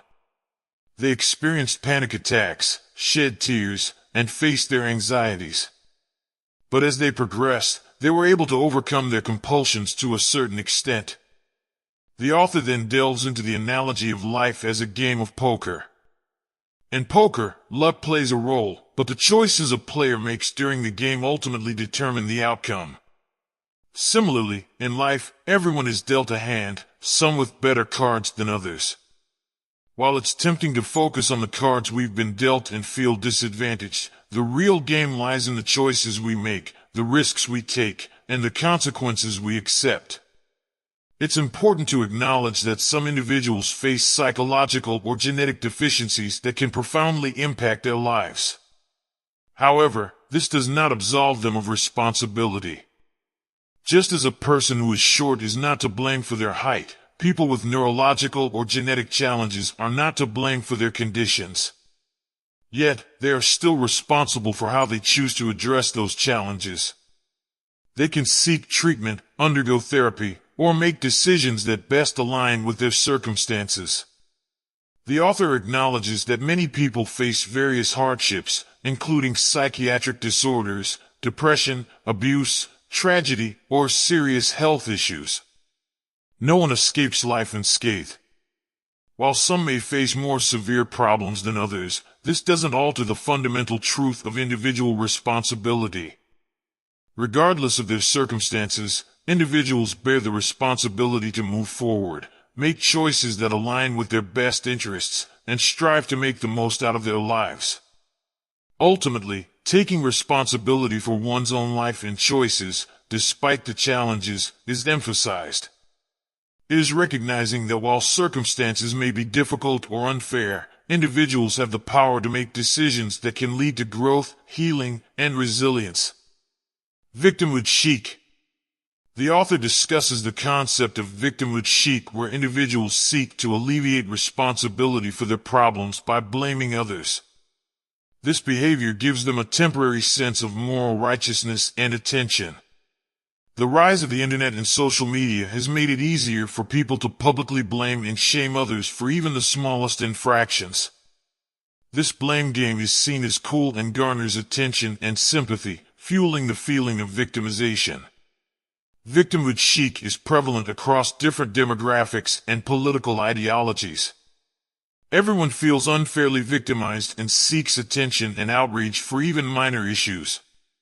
The current media environment encourages and perpetuates this behavior as it generates engagement and profits. This phenomenon, known as outrage porn, distracts from real societal problems and exacerbates political polarization. The biggest problem with victimhood chic is that it diverts attention away from genuine victims. Constantly proclaiming victimhood over trivial matters diminishes the visibility of those who truly suffer. People become addicted to feeling offended because it gives them a temporary high and a sense of moral superiority. However, this addiction is detrimental as it consumes individuals from within. Living in a democracy and free society means being exposed to different views and people we may not like. It is the price we pay for freedom, and it's important not to forget that. Instead of engaging in constant outrage, the text suggests picking battles carefully, empathizing with those we disagree with, approaching news and media with skepticism, and avoiding painting all dissenting voices with a broad brush. It calls for prioritizing values such as honesty, transparency, and embracing doubt over the desire to be right, feel good, or seek revenge. The text concludes by emphasizing that nurturing democratic values is essential for the stability of political systems in the future.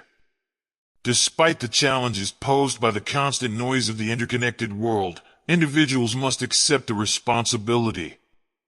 There is no how. The author acknowledges that some people may understand the need to change their values and take responsibility for their lives, but struggle with the question of how to do it. The author responds with a Yoda-esque statement, emphasizing that there is no set formula or specific method for change. It ultimately boils down to the individual's choices and the decision to give a fuck about different things. The process of change is described as simple but not easy. It can be challenging because it may involve feeling like a loser, a fraud, or a dumbass initially. It can also lead to nervousness and even frustrations with those around you as you shift your values and priorities. 3 main side effects of changing values are discussed. Firstly, uncertainty arises as you question whether giving up a particular value is the right thing to do. This uncertainty is normal and part of the process.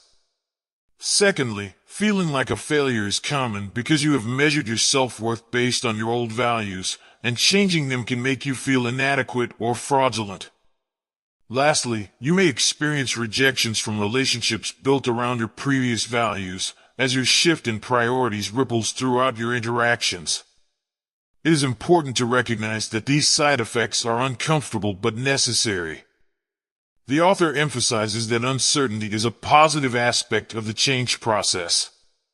It indicates that you are challenging your beliefs and reassessing your values. The internal and external resistance you face is a sign of growth and self-discovery. By choosing to place your focus and energy in different areas, you are redirecting your fucks to what is truly important and worthy. It is a process that requires courage, resilience, and a willingness to face discomfort. However, embracing uncertainty and navigating the side effects are essential steps towards personal growth and living a life aligned with your true values. Chapter 6. You're wrong about everything, but so am I. In this chapter, the author reflects on the fact that throughout history, people have been consistently wrong about many things. They highlight various examples of beliefs and assumptions that were eventually proven false, ranging from geographical misconceptions to personal misconceptions the author had as a child and teenager. The author expresses the belief that being wrong and acknowledging one's own fallibility is a necessary part of personal growth. They argue that growth is a continual process of approaching truth and perfection without ever fully reaching it. Each new piece of knowledge acquired brings one closer to a more accurate understanding, but there is always room for improvement and further refinement. The author compares personal growth to a scientific process, where values serve as hypotheses and actions serve as experiments. The resulting emotions and thought patterns become the data that can guide further growth and development. Rather than seeking an ultimate right answer or clinging to certainties, the author suggests embracing doubt and questioning one's own beliefs and assumptions. They argue that certainty stifles growth and that accepting the imperfections of our values is essential for progress. The author emphasizes that being wrong opens us up to the possibilities of change, growth, and new experiences. It encourages readers to challenge their beliefs and not be afraid to care about things, even if it means being vulnerable to rejection or failure. The author suggests that our perceptions of positive and negative experiences can be misleading, as difficult moments can lead to growth and gratifying experiences can be distracting. Furthermore, the author speculates that future generations will likely view our certainties and beliefs with amusement and that they, too, will be wrong in their own ways. The pursuit of growth involves constantly reevaluating and challenging our own assumptions and understanding, always striving to be a little less wrong every day. By acknowledging our fallibility and embracing the ongoing process of growth and self-reflection, we open ourselves up to new possibilities and a deeper understanding of ourselves and the world around us. Architects of our own beliefs. The author presents an experiment where individuals are placed in a room with buttons and a light that supposedly rewards points. The participants quickly develop their own theories and patterns to earn points, despite the fact that the points are actually randomly given. This experiment illustrates how easily the human mind can generate and believe in false beliefs. The author argues that our brains are wired to create meaning and associations based on our experiences. We form connections between cause and effect, such as pressing a button and seeing a light, which leads to the assumption that the button caused the light. These associations form the basis of meaning in our lives. However, the author highlights two problems with our brain's meaning-making process. First, our brains are prone to imperfections, leading to mistakes, misinterpretations, and forgetfulness. Second, once we create meaning, our brains tend to hold onto it and resist contradictory evidence, exhibiting a bias towards our established beliefs. The author emphasizes that the human brain's innate inaccuracies and biases contribute to the fact that most of our beliefs are wrong, or at least, less than perfectly accurate. Our values and beliefs are often shaped by events or experiences that are not representative of the larger reality or are based on misconceptions about the past. It's important for individuals to recognize and accept the fallibility of their beliefs and the inherent inaccuracies of the human mind. By acknowledging that all beliefs have some level of inherent error, individuals can embrace a more open-minded and flexible approach to knowledge and understanding. Rather than clinging to fixed beliefs, individuals should be open to questioning and examining their assumptions, being willing to revise and update their beliefs based on new evidence or insights. This acceptance of uncertainty and ongoing learning is crucial for personal growth and the pursuit of more accurate understandings of the world. Ultimately, the author encourages readers to confront the biases and inaccuracies within their own thinking, allowing for the possibility of greater growth, learning, and a more nuanced understanding of reality. Be careful what you believe. This is an interesting and thought-provoking story about the unreliability of our memories and the impact of beliefs on our experiences. It highlights how our minds often try to create coherence between our past and present, sometimes leading us to invent false memories. In the case of Meredith, her strained relationship with her father, combined with her research into child abuse and her codependent relationship with an incest survivor, created a fertile ground for the invention of a memory of sexual abuse that never actually happened.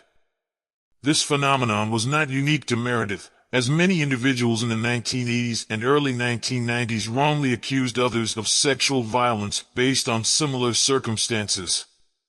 The author also sheds light on the biased nature of our brains. Our brains are constantly trying to make sense of our current situations based on our existing beliefs and experiences. This bias can influence how we interpret and remember events, leading to a distortion of our memories. Additionally, our memories themselves are inherently flawed and often unreliable.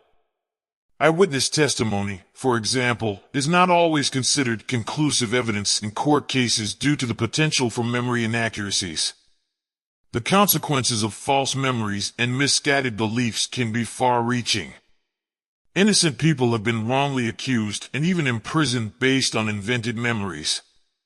The widespread occurrence of false memory syndrome during that era prompted changes in courtroom procedures and led to the decline of repressed memory therapy. It serves as a reminder that our beliefs can be malleable and our memories should not be taken at face value. In light of these insights, the author suggests that rather than blindly trusting ourselves, we should embrace self-skepticism and continually challenge our own beliefs and assumptions. By acknowledging the fallibility of our memories and the biases of our minds, we can strive for progress and a more accurate understanding of ourselves and the world around us. This approach may seem intimidating, but in reality, it can be empowering and liberating. So, perhaps it's important to approach our beliefs with a healthy dose of skepticism and to be open to reevaluating them as new information arises. By doing so, we can navigate through life with a greater awareness of our own limitations and strive for a more truthful and objective understanding of ourselves and others. The Dangers of Pure Certainty. The Dangers of Pure Certainty is an essay that explores the consequences of unwavering certainty and the importance of embracing uncertainty. The author shares a personal experience with an individual named Erin, who firmly believes in her ability to cure death and insists on involving the author in her mission.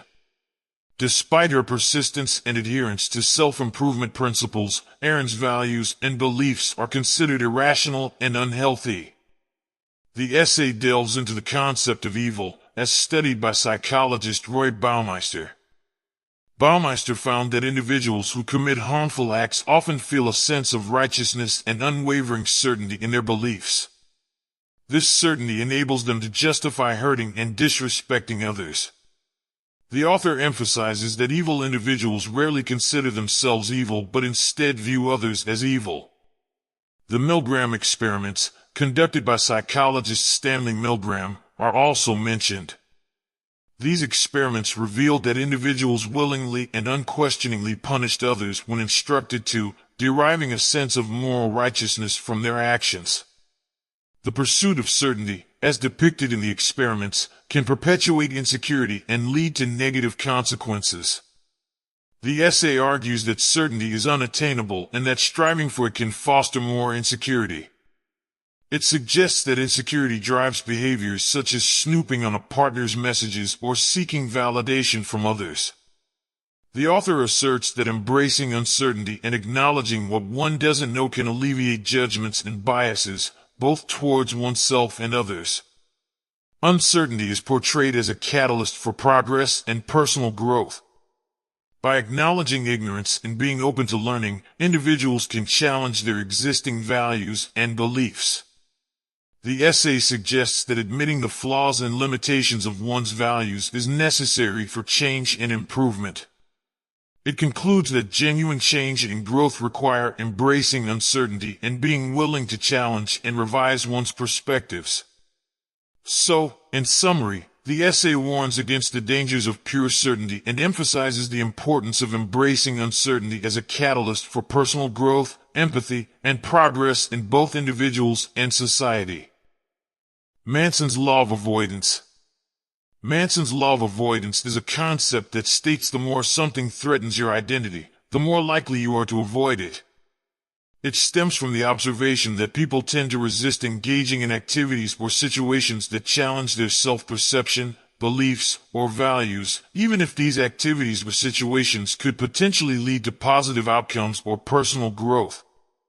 The concept draws parallels to other well-known laws such as Parkinson's Law, which suggests that work expands to fill the available time, and Murphy's Law, which states that anything that can go wrong will go wrong. Manson's law of avoidance adds another dimension to our understanding of human behavior by emphasizing the role of identity and self-perception in influencing our choices and actions. Our identity is a crucial aspect of how we perceive ourselves and our place in the world. It encompasses our beliefs, values, behaviors, and the roles we play in different domains of life. Anything that threatens or challenges this identity can evoke a sense of discomfort or fear. Change, even if it holds the potential for improvement, can disrupt the stability and familiarity we find comfort in. Manson's law applies to both positive and negative aspects of life. For example, achieving great financial success or becoming famous may threaten one's identity just as much as experiencing failure or loss. People often fear success because it challenges their existing self-image, just like they fear failure because it contradicts their beliefs about themselves. This principle manifests in various aspects of life. For instance, someone may avoid pursuing their dream of writing a screenplay because it conflicts with their identity as a practical insurance adjuster. Similarly, a person might avoid discussing their desire for more adventure with their partner because it challenges their identity as a moral and good person. Even ending a friendship can be challenging because it conflicts with the identity of being a kind-hearted and forgiving individual. These missed opportunities, influenced by the fear of challenging our identities, can be significant and valuable for personal growth. We often refrain from taking action because we are unwilling to redefine our beliefs about ourselves and risk stepping outside our comfort zones. We become prisoners of our own identities, limiting our potential and restricting the possibilities for self-discovery and fulfillment. Striving to know yourself or find yourself can be a double-edged sword. While self-awareness is undoubtedly essential, it can also rigidify our identities and create self-imposed expectations. By identifying ourselves too strongly with a particular role or set of beliefs, we close ourselves off to new experiences and hinder our ability to adapt and embrace change. To overcome avoidance and anxiety driven by our self-perception, we must be open to challenging and reevaluating our beliefs about ourselves. This requires humility in our judgments and a willingness to accept and embrace the differences in others.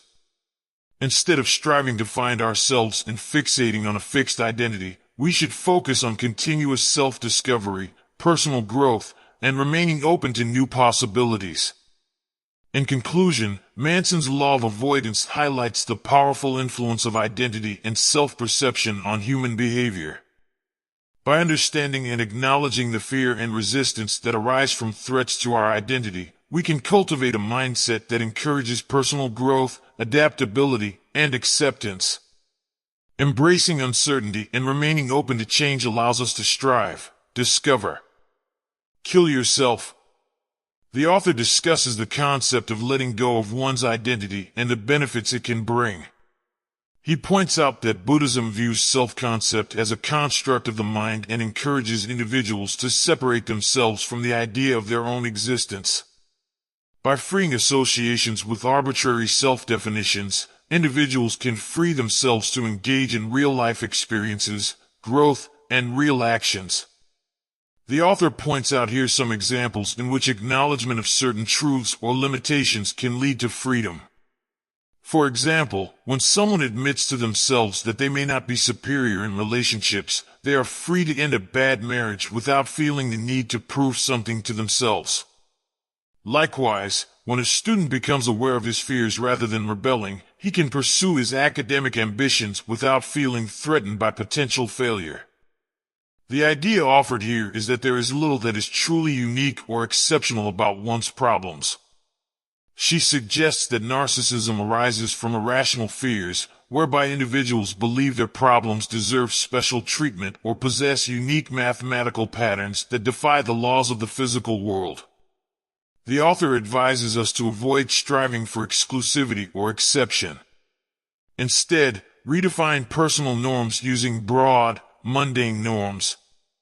Measure yourself against identities grounded in real-life contexts, such as being a student, partner, friend, or creative individual. By adopting broader identities, perceived threats to one's self-image are diminished. Furthermore, the author suggests abandoning grand ideas about oneself, such as being uniquely intelligent, remarkably gifted, irresistibly attractive, or a victim of unimaginable hardships. He advises giving up a sense of entitlement and the belief that the world owes a person something. It also means letting go of the emotional highs you've been holding onto for years. Like a recovering addict giving up a needle, giving up these things may lead to a withdrawal phase, but in the end, people will come out much better. How to be a little less certain of yourself. Being a little less certain of yourself can be challenging, but it's a skill that can be developed. Here are some questions to help foster uncertainty in your life. Question number 1. What if I'm wrong? We often struggle to observe our own emotions and motivations objectively. Sometimes, we may be unaware of our own jealousy, anger, or insecurities. The key is to consistently question ourselves and challenge our assumptions. Asking questions like, am I jealous? Why? Or am I angry? Is she right, and I'm just protecting my ego? Can lead to insights and greater self-awareness. Developing the habit of self-examination can generate humility and compassion, enabling us to resolve conflicts and grow. However, it's important to remember that questioning yourself doesn't automatically mean you're wrong. If you're in an abusive relationship, for example, and you question whether you deserve mistreatment, sometimes you are indeed right in recognizing the mistreatment. The goal is not to self-blame, but to open yourself to the possibility of being wrong and seeking positive change in your life. Question number 2. What would it mean if I were wrong? Many people can ask themselves if they're wrong, but few can go further and consider the implications of their potential wrongness. This step requires intellectual maturity and the ability to entertain conflicting thoughts without immediately accepting them. Evaluating different values and perspectives without automatically adopting them is crucial for personal growth. It can be uncomfortable to confront our own insecurities and flawed values, but it is necessary to uncover the core problems driving our behavior. For example, in the case of my friend's brother, asking what would it mean if I were wrong about my sister's wedding might reveal that his behavior stems from selfishness, insecurities, or misguided assumptions about his role in her life. Acknowledging our entitlement and flaws is challenging but essential for personal growth. Question number 3. Would being wrong create a better or worse problem for myself and others? This question serves as a litmus test to evaluate the strength of our values and the impact of our actions. By comparing the potential outcomes of different problems, we can assess whether our choices are driven by healthy values or our own neurotic tendencies. For instance, my friend's brother can consider his options, continuing to cause friction within the family by imposing his opinions or humbly trusting his sister's ability to make her own decisions, even if he disagrees.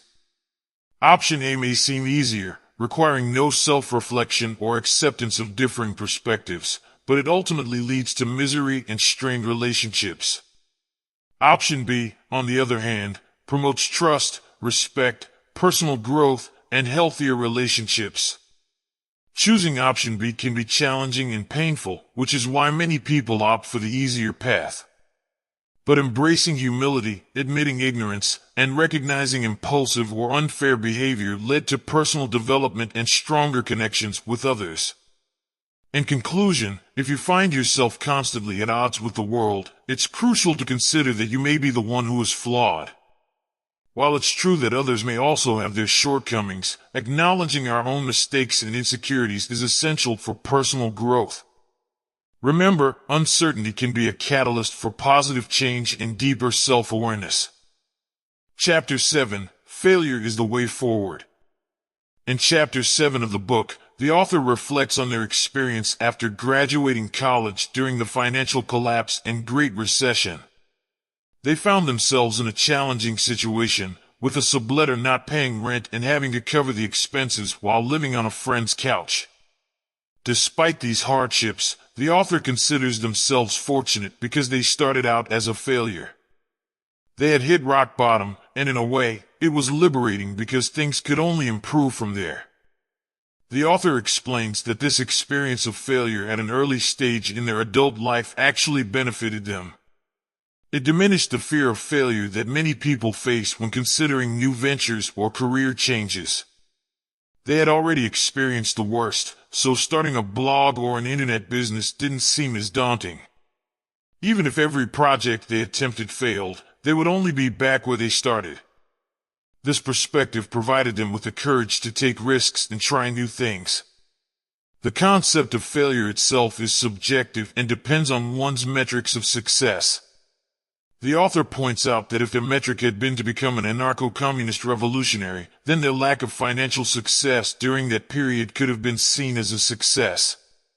However, if their metric had been to find a stable job that could pay the bills after graduation, they would have considered themselves a failure. The author also shares a bit about their upbringing in a wealthy family, where money was more of a tool to avoid problems than to solve them. This influenced their perspective on money and self-worth. They realized that making money alone was not a meaningful measure of success or happiness. Instead, they valued freedom and autonomy. The idea of being an entrepreneur appealed to them because they could be their own boss and work on their own terms. The flexibility that working on the internet offered was also appealing. They posed themselves a simple question: would they rather make decent money but be stuck in a job they hated, or be broke for a while but have the opportunity to pursue their own projects as an internet entrepreneur? For them, the answer was clear: they preferred the latter. They further questioned whether, if they tried their entrepreneurial ventures and failed, it would really be a significant loss. The conclusion was that even if they failed, they would still gain valuable experience and skills. They viewed not pursuing their own projects as the true failure, rather than a lack of money or a conventional job. In essence, the author's experiences of initial failure and their reconsideration of the metrics of success allowed them to embrace risk, prioritize personal values and autonomy, and redefine failure as not pursuing their true passions and ambitions. The failure/success paradox. In this section, the author introduces the failure/success paradox, using an anecdote about Pablo Picasso to illustrate the concept.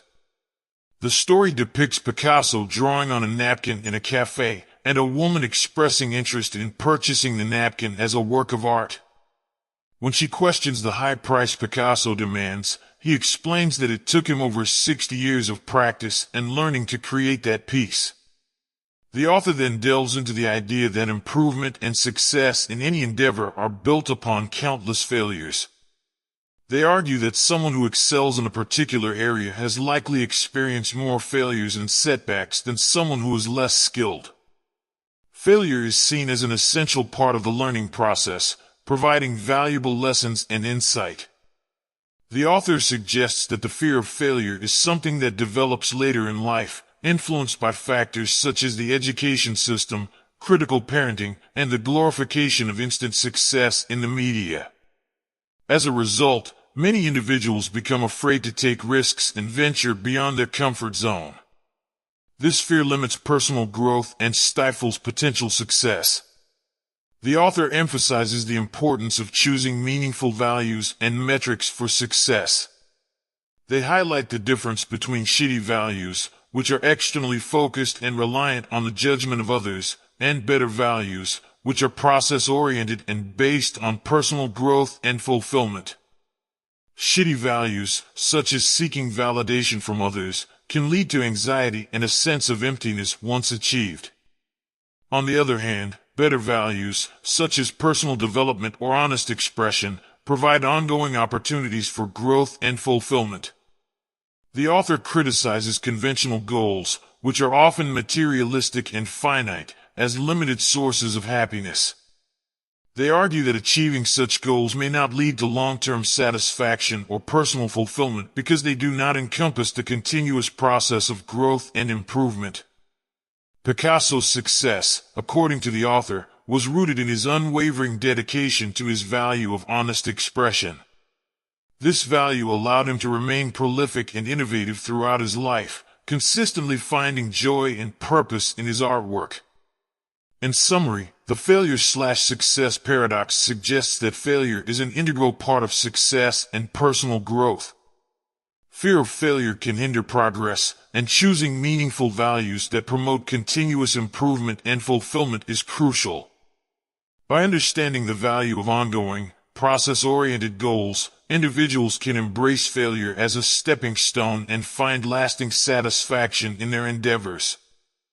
Pain is part of the process. In the 1950s, a psychologist named Kazimierz Dabrowski observed World War II survivors and how they coped with their traumatic experiences. Despite the gruesome and horrific events they had endured, Dabrowski discovered something surprising. A significant number of survivors believed that their painful wartime experiences had actually led to personal growth, making them better, more responsible, and even happier individuals. These survivors described their lives before the war as ungrateful, consumed by petty problems, and lacking appreciation for their loved ones. However, after the war, they expressed increased confidence, gratitude, and resilience. While these survivors still carried emotional scars, they managed to transform their pain into positive growth. Their experiences demonstrated that adversity can make us stronger, more resilient, and grounded. This notion is not exclusive to war survivors. Many individuals who have overcome challenges, such as cancer survivors or military personnel, report increased strength, gratitude, and mental resilience as a result of their struggles.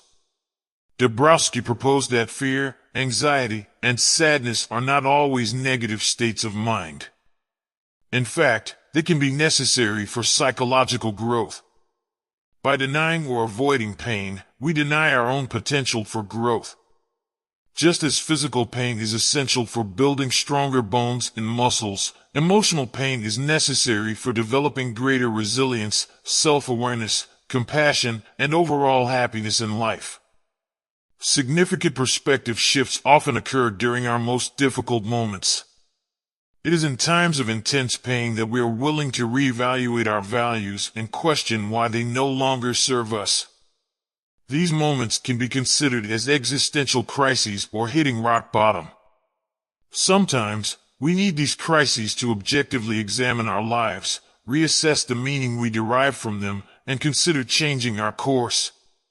You may find yourself in a similar place right now, emerging from the greatest challenge of your life. Everything you once believed to be true, normal, and good may have been turned upside down. This period of confusion is actually a positive sign, as experiencing pain is an integral part of the process.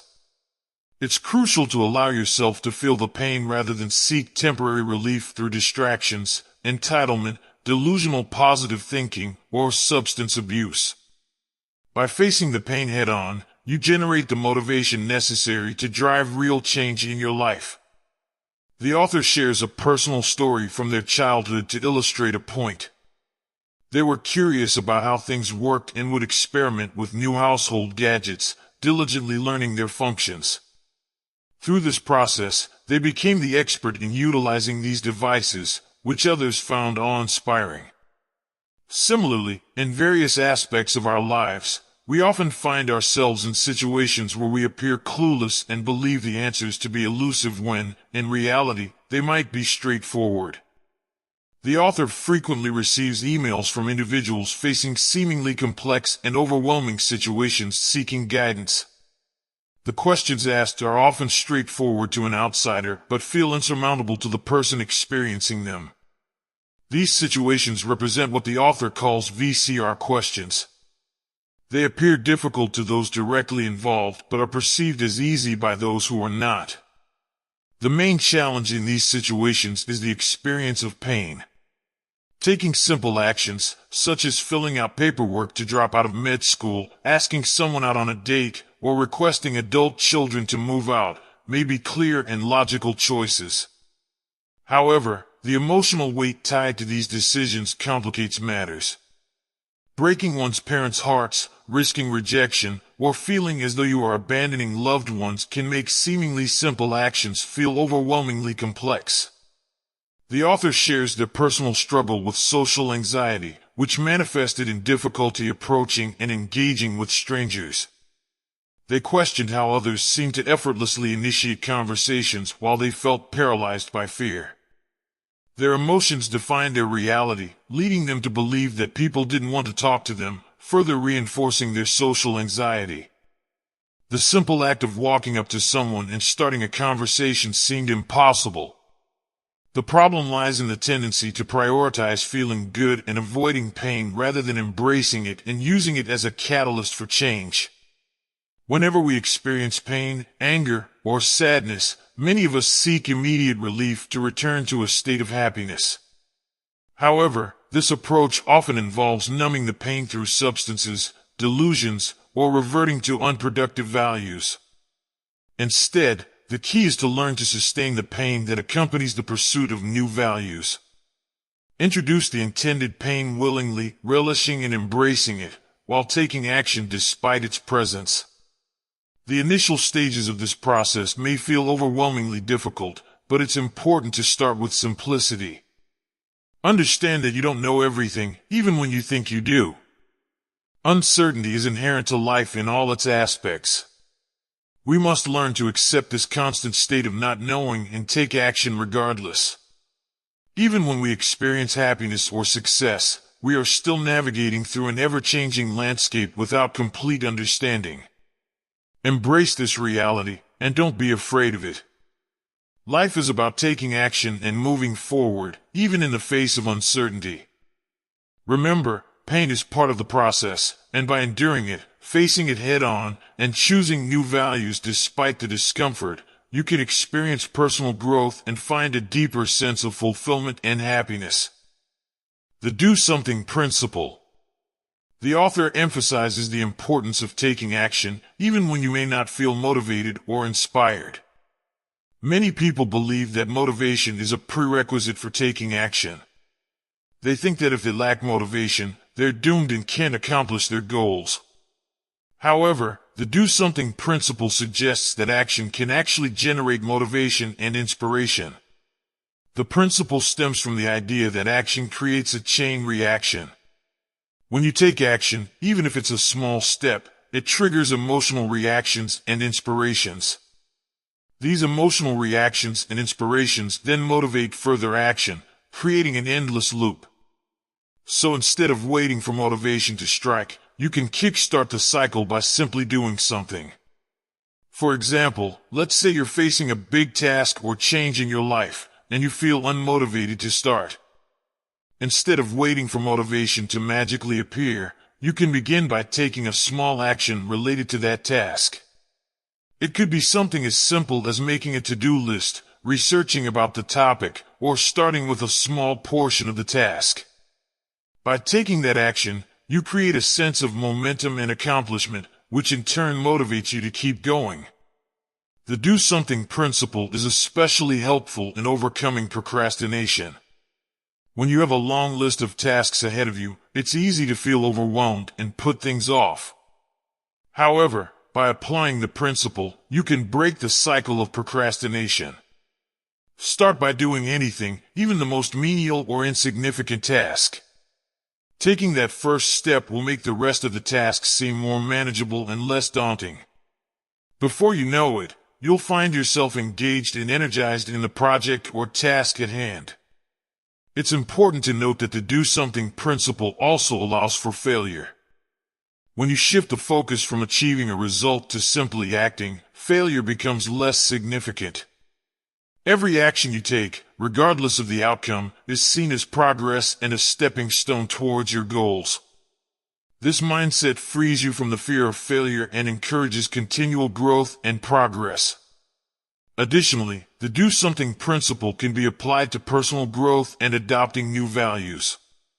If you find yourself in a situation where everything feels meaningless or you're unsure of your next steps, taking action becomes crucial. Start by doing something that aligns with the values or changes you want to make. It could be a small gesture of kindness towards others, challenging your own behavior or beliefs, or exploring new possibilities. By taking that first step, you create the opportunity for inspiration and motivation to emerge. In summary, the do something principle emphasizes the power of action in generating motivation and inspiration. Instead of waiting for motivation to strike, take small steps towards your goals or desired changes. By doing something, even the smallest viable action, you create momentum, overcome procrastination, and open yourself to growth and new opportunities. Remember, action is within reach, and even failure can propel you forward when you embrace the do something mindset. Chapter 8. The importance of saying no. In this chapter, the author explores the importance of saying no and the author's personal journey towards understanding the value of commitment and honest communication. The chapter begins with the author's decision to become a digital nomad, selling his possessions and traveling to different countries in search of adventure and new experiences. While this lifestyle initially seemed exciting and fulfilling, the author eventually realizes that he was driven by unhealthy values and a fear of commitment. The author admits to having commitment issues stemming from traumatic experiences in his teenage years. In an attempt to compensate for these feelings of inadequacy, he pursued a life of constant excitement and variety. He believed that by experiencing everything equally, he would find meaning and avoid committing to any one person, place, or culture. However, as the author continued his nomadic lifestyle, he started to question the lasting significance of his experiences. He realized that while many of his adventures were thrilling, they lacked depth and meaning. In contrast, his friends back home were settling into relationships, building careers, and finding fulfillment in their commitments. During a trip to Russia, the author encounters a culture characterized by blunt and honest communication. He initially finds this directness uncomfortable, as it contrasts with the polite and fake nice communication prevalent in Western cultures. However, over time, he appreciates the value of unadulterated expression and honest communication without ulterior motives. The author's experiences in Russia prompt him to reevaluate the communication patterns and cultural values he grew up with. He discusses with his Russian teacher the theory that in a society with limited economic opportunity, trust becomes a valuable currency. People must be honest and direct in order to build trust and determine who can be relied upon. In contrast, the abundance of economic opportunity in the West has led to a focus on presenting oneself in a certain way, even if it is false, in order to gain advantage. Trust has lost its value, and appearances and superficial relationships have become more important. The chapter concludes by highlighting the downside of the Western culture's emphasis on likability and superficiality. The pressure to be likable often leads to deception and a lack of genuine trust in relationships. Rejection makes your life better. Author explores the concept of rejection and its role in creating a meaningful and fulfilling life. The chapter challenges the idea that we should always be accepting and affirmative, emphasizing the importance of rejecting certain things in order to have values and purpose. The author argues that avoiding rejection may provide short-term pleasure, but it leaves us rudderless and directionless in the long run. True appreciation and meaning in life come from investing deeply in something, whether it's a relationship, a craft, or a career. This level of commitment can only be achieved by rejecting alternative options. Choosing a value or priority in life inherently involves rejecting other possibilities.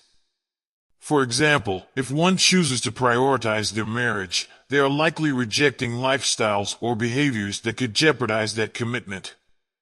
These rejections are healthy and necessary for maintaining our values and defining our identity. The author emphasizes that in order to value something, we must reject what is not that something. Rejection is an integral part of upholding our values and maintaining our identity. Without rejecting anything, our lives lack direction and meaning. The desire to avoid rejection at all costs is seen as a form of entitlement. People who refuse to reject anything often lead valueless lives driven by immediate pleasures and self-absorption. They avoid confrontation and conflict, trying to make everything harmonize and cohere. However, this avoidance of rejection ultimately leads to a shallow and unfulfilled existence. The chapter highlights the importance of rejection as a life skill. It argues that nobody wants to remain stuck in unfulfilling relationships or careers, and nobody wants to withhold their true thoughts and feelings. Embracing rejection and being comfortable with saying and hearing the word no actually improves our relationships and emotional well-being. In summary, Chapter 8 emphasizes that rejection is an essential aspect of creating a meaningful and purposeful life. It challenges the notion of always accepting and affirming everything, highlighting the value of rejecting certain things in order to uphold our values, define our identity, and lead fulfilling lives. Boundaries. It seems like you're talking about the concept of boundaries in relationships and how they can impact our emotional well-being. Boundaries refer to the limits and guidelines we set for ourselves in terms of what is acceptable or not acceptable in our interactions with others. The story of Romeo and Juliet is often seen as a tragic love story, but you're pointing out that their actions were actually quite irrational and self-destructive. It's suggested that Shakespeare may have written a play to satirize the idea of romantic love and showcase its potentially unhealthy and extreme manifestations. In the past, romantic love was not valued as it is today. Practical considerations like economic stability and societal expectations played a significant role in determining who people married. However, in modern times, we tend to romanticize and idealize intense and dramatic love. Movies, books, and other forms of media often depict grand gestures and emotional roller coasters as the epitome of love. But here's the catch: research has shown that romantic love can have similar effects on the brain as cocaine. It can stimulate the same areas associated with pleasure and reward. While it might feel good initially, it can also create problems and lead to unhealthy behaviors and expectations. Unhealthy love is when two individuals use each other as an escape from their own problems or take on each other's responsibilities. On the other hand, healthy love is based on individuals acknowledging and addressing their own problems while providing support to their partners. Boundaries play a crucial role in maintaining a healthy relationship. They define the responsibilities and values of each person involved. In a healthy relationship, individuals take responsibility for their own problems and emotions without blaming their partner or expecting them to solve everything. Unhealthy relationships often lack clear boundaries, leading to individuals either avoiding responsibility for their own problems or taking on their partner's problems as their own. This can create an imbalanced dynamic where one person feels entitled while the other feels burdened. Setting and respecting boundaries doesn't mean that individuals can't support each other or seek support. It means that support is given and received willingly, without feelings of obligation or entitlement.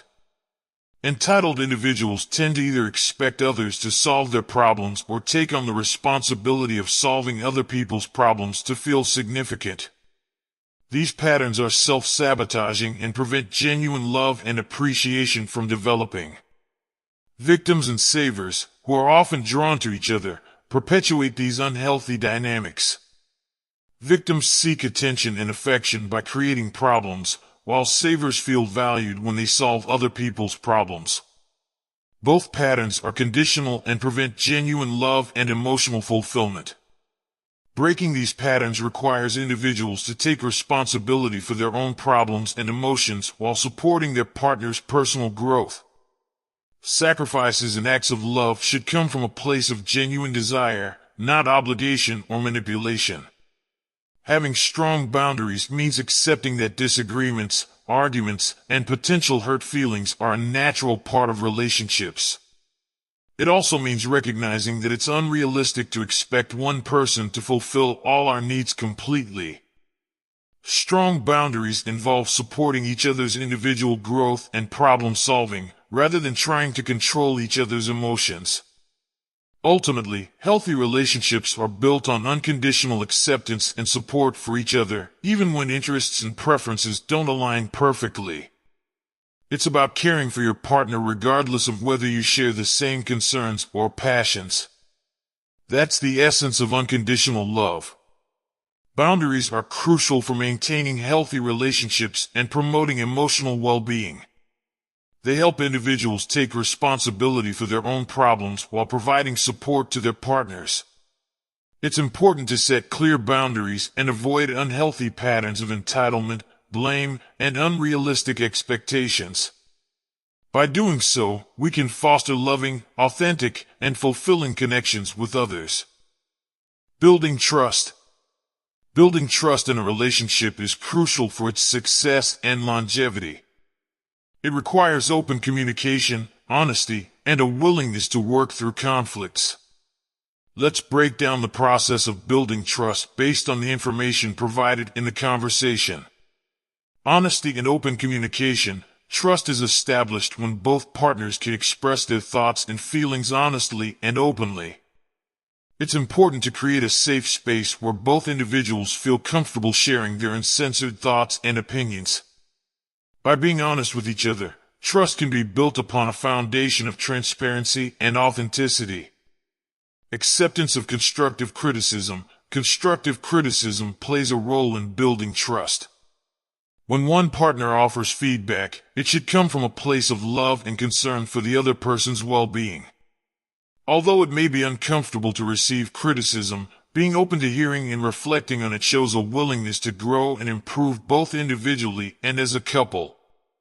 Conflict resolution. Conflict is a natural part of any relationship, and it can be an opportunity to strengthen trust.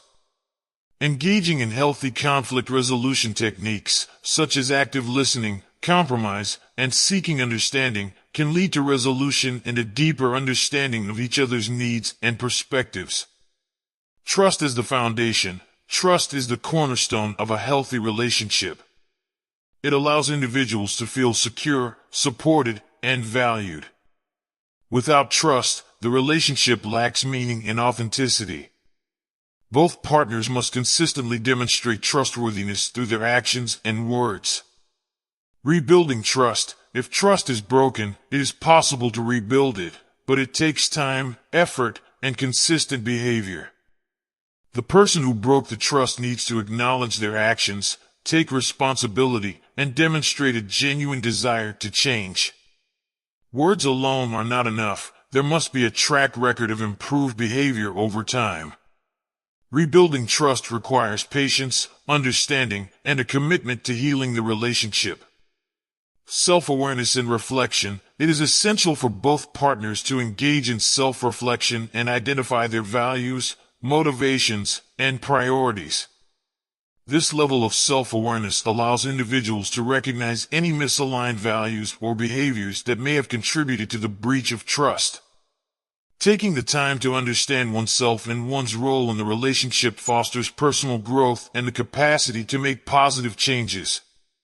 Time and effort. Rebuilding trust is a process that requires patience and effort from both partners. It cannot be rushed, as trust takes time to rebuild and strengthen. During this period, it's important for both individuals to be conscious of the challenges they may face and actively work toward rebuilding trust. Fragility of trust. Trust is fragile, similar to a delicate china plate. Each time trust is broken, it becomes more difficult to restore. It's essential to handle trust with care and to prevent repeated breaches. Over time, consistent trust-building efforts can mend the broken pieces and restore the bond, but it becomes increasingly challenging with each subsequent breach. Remember, the process of building trust is unique to each relationship, and the steps outlined here are general guidelines. Patience, understanding, and a commitment to personal growth and improvement are key components in the journey to rebuilding. Freedom through commitment. In today's consumer culture, we are often bombarded with the message that more is better. We are conditioned to constantly pursue new experiences, accumulate more possessions, and avoid commitment in order to keep our options open. However, this mindset may lead to dissatisfaction and unhappiness. The paradox of choice suggests that the more options we have, the less satisfied we become with our choices because we are aware of the alternatives we are potentially missing out on. When faced with a limited number of options, we can make a decision and feel confident and satisfied with it. However, when overwhelmed with numerous possibilities, we may spend years doubting and second-guessing ourselves, questioning if we made the right choice and if we are maximizing our own happiness. This desire for certainty and perfection can create anxiety and prevent us from truly experiencing fulfillment. To avoid this anxiety, some people choose to avoid commitment altogether. They prefer to keep their options open for as long as possible. However, while pursuing a wide breadth of experiences may seem appealing, it denies us the opportunity to experience the rewards of depth. There are certain experiences that can only be attained through long-term commitment, living in the same place for years, being in a long-term relationship, or dedicating oneself to a specific skill or craft. Commitment can offer a wealth of opportunities and experiences that would otherwise be unavailable, regardless of where we go or what we do. When we constantly seek new experiences, the impact of each new adventure diminishes over time. The first time we visit a new country, it may inspire a massive perspective shift. But as we accumulate more experiences, the novelty wears off, and each subsequent experience adds less value. The same applies to material possessions, hobbies, jobs, friends, and romantic or sexual partners. Superficial values lose significance as we become more experienced, and the initial excitement gives way to boredom. In my own journey, I have discovered the power of commitment. By rejecting all but the very best people, experiences, and values in my life, I have found increased freedom and satisfaction. I made the decision to focus on writing full-time, and my website has become more successful than I ever imagined. I have committed to one long-term romantic partner and found it more rewarding than previous casual relationships. By choosing a specific geographic location, I have deepened my genuine and healthy friendships. I have realized that true freedom lies in commitment. Commitment eliminates distractions and allows us to focus on what truly matters. It hones our attention and directs it towards what is most efficient at making us healthy and happy. Commitment simplifies decision-making and frees us from the fear of missing out. When we recognize that what we already have is enough, we no longer feel compelled to chase after more. Commitment enables us to concentrate on a select few important goals and increases our chances of achieving success. Rejecting alternatives that do not align with our values liberates us. It frees us from the constant pursuit of breadth without depth and encourages us to focus on what truly matters to us. While exploring various experiences may be necessary during our youth, it is in depth and commitment that we find true fulfillment and achieve our goals. Whether it's in relationships, our careers, or building a meaningful lifestyle, commitment allows us to uncover the hidden treasures of life. In conclusion, embracing commitment offers freedom and liberation. It enables us to let go of the unimportant and frivolous, sharpen our focus on what is essential, and create a pathway to genuine happiness and success. By rejecting the constant pursuit of breadth, we can dig deeper, uncovering the gold that lies buried beneath the surface. Chapter 9. And then you die. Author shares a personal story about the transformative impact of a friend's death. The author recalls a party at a lake where their friend Josh jumps off a cliff into the water and tragically drowns. The author goes through a deep depression and experiences dreams where they have conversations with Josh. These dreams inspire a realization that in the face of death's inevitability, there is no reason to fear or avoid living. As a result, the author makes significant changes in their life, giving up negative habits, pursuing education and personal growth, and finding a new sense of purpose. The author reflects on how death gives meaning to life and emphasizes the importance of acknowledging and accepting its role. Death is a powerful and uncomfortable topic that many tend to avoid. It serves as a reminder of our mortality and evokes deep emotions within us. Yet, it is precisely this recognition of our own impermanence that gives life its profound meaning. Death casts a somber light on the fleeting nature of our existence, making every moment and experience significant. The story is a testament to the resilience of the human spirit and the transformative power of tragedy. It teaches us the importance of facing our fears, embracing life's uncertainties, and valuing the time we have. Though filled with sorrow, your journey demonstrates that even in the darkest periods of our lives, there is the potential for growth, self-discovery, and the pursuit of a meaningful existence. Remember that in the face of life's challenges, you have the strength within you to overcome and thrive. Something beyond ourselves. Ernest Becker, an anthropologist, faced numerous challenges and setbacks throughout his career. His unconventional research comparing Zen Buddhism and psychoanalysis raised eyebrows at a time when these practices were not widely accepted. He was fired from his first job due to clashes with his psychiatrist boss. Becker then moved to Berkeley, where his teaching methods and anti-establishment tendencies led to another dismissal. He found temporary stability at San Francisco State University but was once again fired after supporting student protests against the Vietnam War. Amidst these turbulent times, Becker was diagnosed with colon cancer and given a bleak prognosis. It was during this period that he decided to write a book, which would later become his seminal work, The Denial of Death. Despite his untimely death in 1974, the book went on to win a Pulitzer Prize and had a profound impact on fields such as psychology, anthropology, and philosophy. In The Denial of Death, Becker presents two major points. 1. Humans possess a unique ability to think abstractly and conceptualize, setting us apart from other animals. We can imagine alternative realities, contemplate the past and future, and envision a world without ourselves. This awareness leads to a deep existential anxiety termed death terror, which underlies our thoughts and actions. 2. Becker argues that we have two selves, the physical self, which is mortal, and the conceptual self, which encompasses our identity and how we perceive ourselves. Because we fear the inevitable loss of our physical self, we strive to construct a conceptual self that will live on beyond death. This drive manifests in our pursuit of immortality projects, such as leaving a lasting legacy through buildings, statues, or influencing future generations. Immortality projects, according to Becker, are prevalent throughout human civilization and shape our values and meaning in life. Religion, politics, art, sports, and technological innovation are all influenced by the desire for immortality. Conflicts and acts of violence often arise when different groups clash due to their conflicting immortality projects.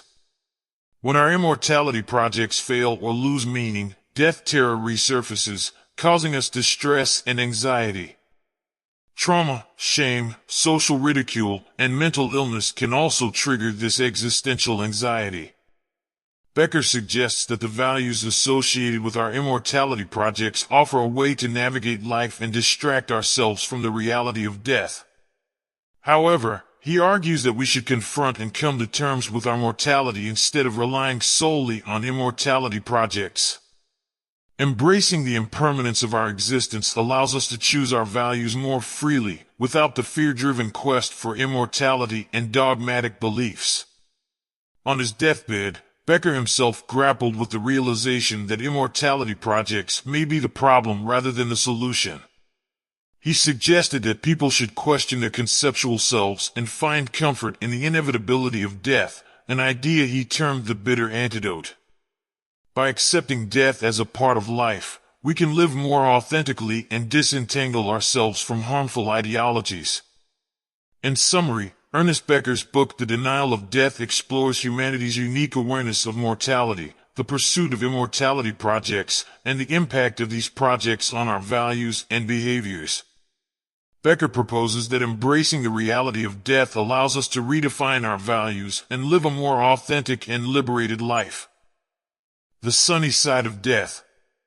The Sunny Side of Death is a captivating and introspective narrative that takes place at South Africa's Cape of Good Hope. The author describes their physical journey, climbing to the top, surrounded by the vastness of the sky and the beauty of the ocean. They ponder the saying rounding the Cape of Good Hope, which ironically refers to someone nearing the end of their life, unable to accomplish more. As the author gets closer to the edge of the cliff, they feel the tension and innate fear that comes with facing death-inducing situations. Despite the natural instinct to retreat, they push against it and continue their approach to the edge. The author vividly depicts the mental and physical sensations experienced at different distances from the edge, from stiffening backs to trembling legs and eventually reaching a point of floating. Sitting at the edge, the author confronts their fear and finds a sense of euphoria in the face of mortality. They reflect on the ancient practices of Stoicism and Buddhism, where acknowledging death is seen as a way to appreciate life and prepare oneself for the inevitable.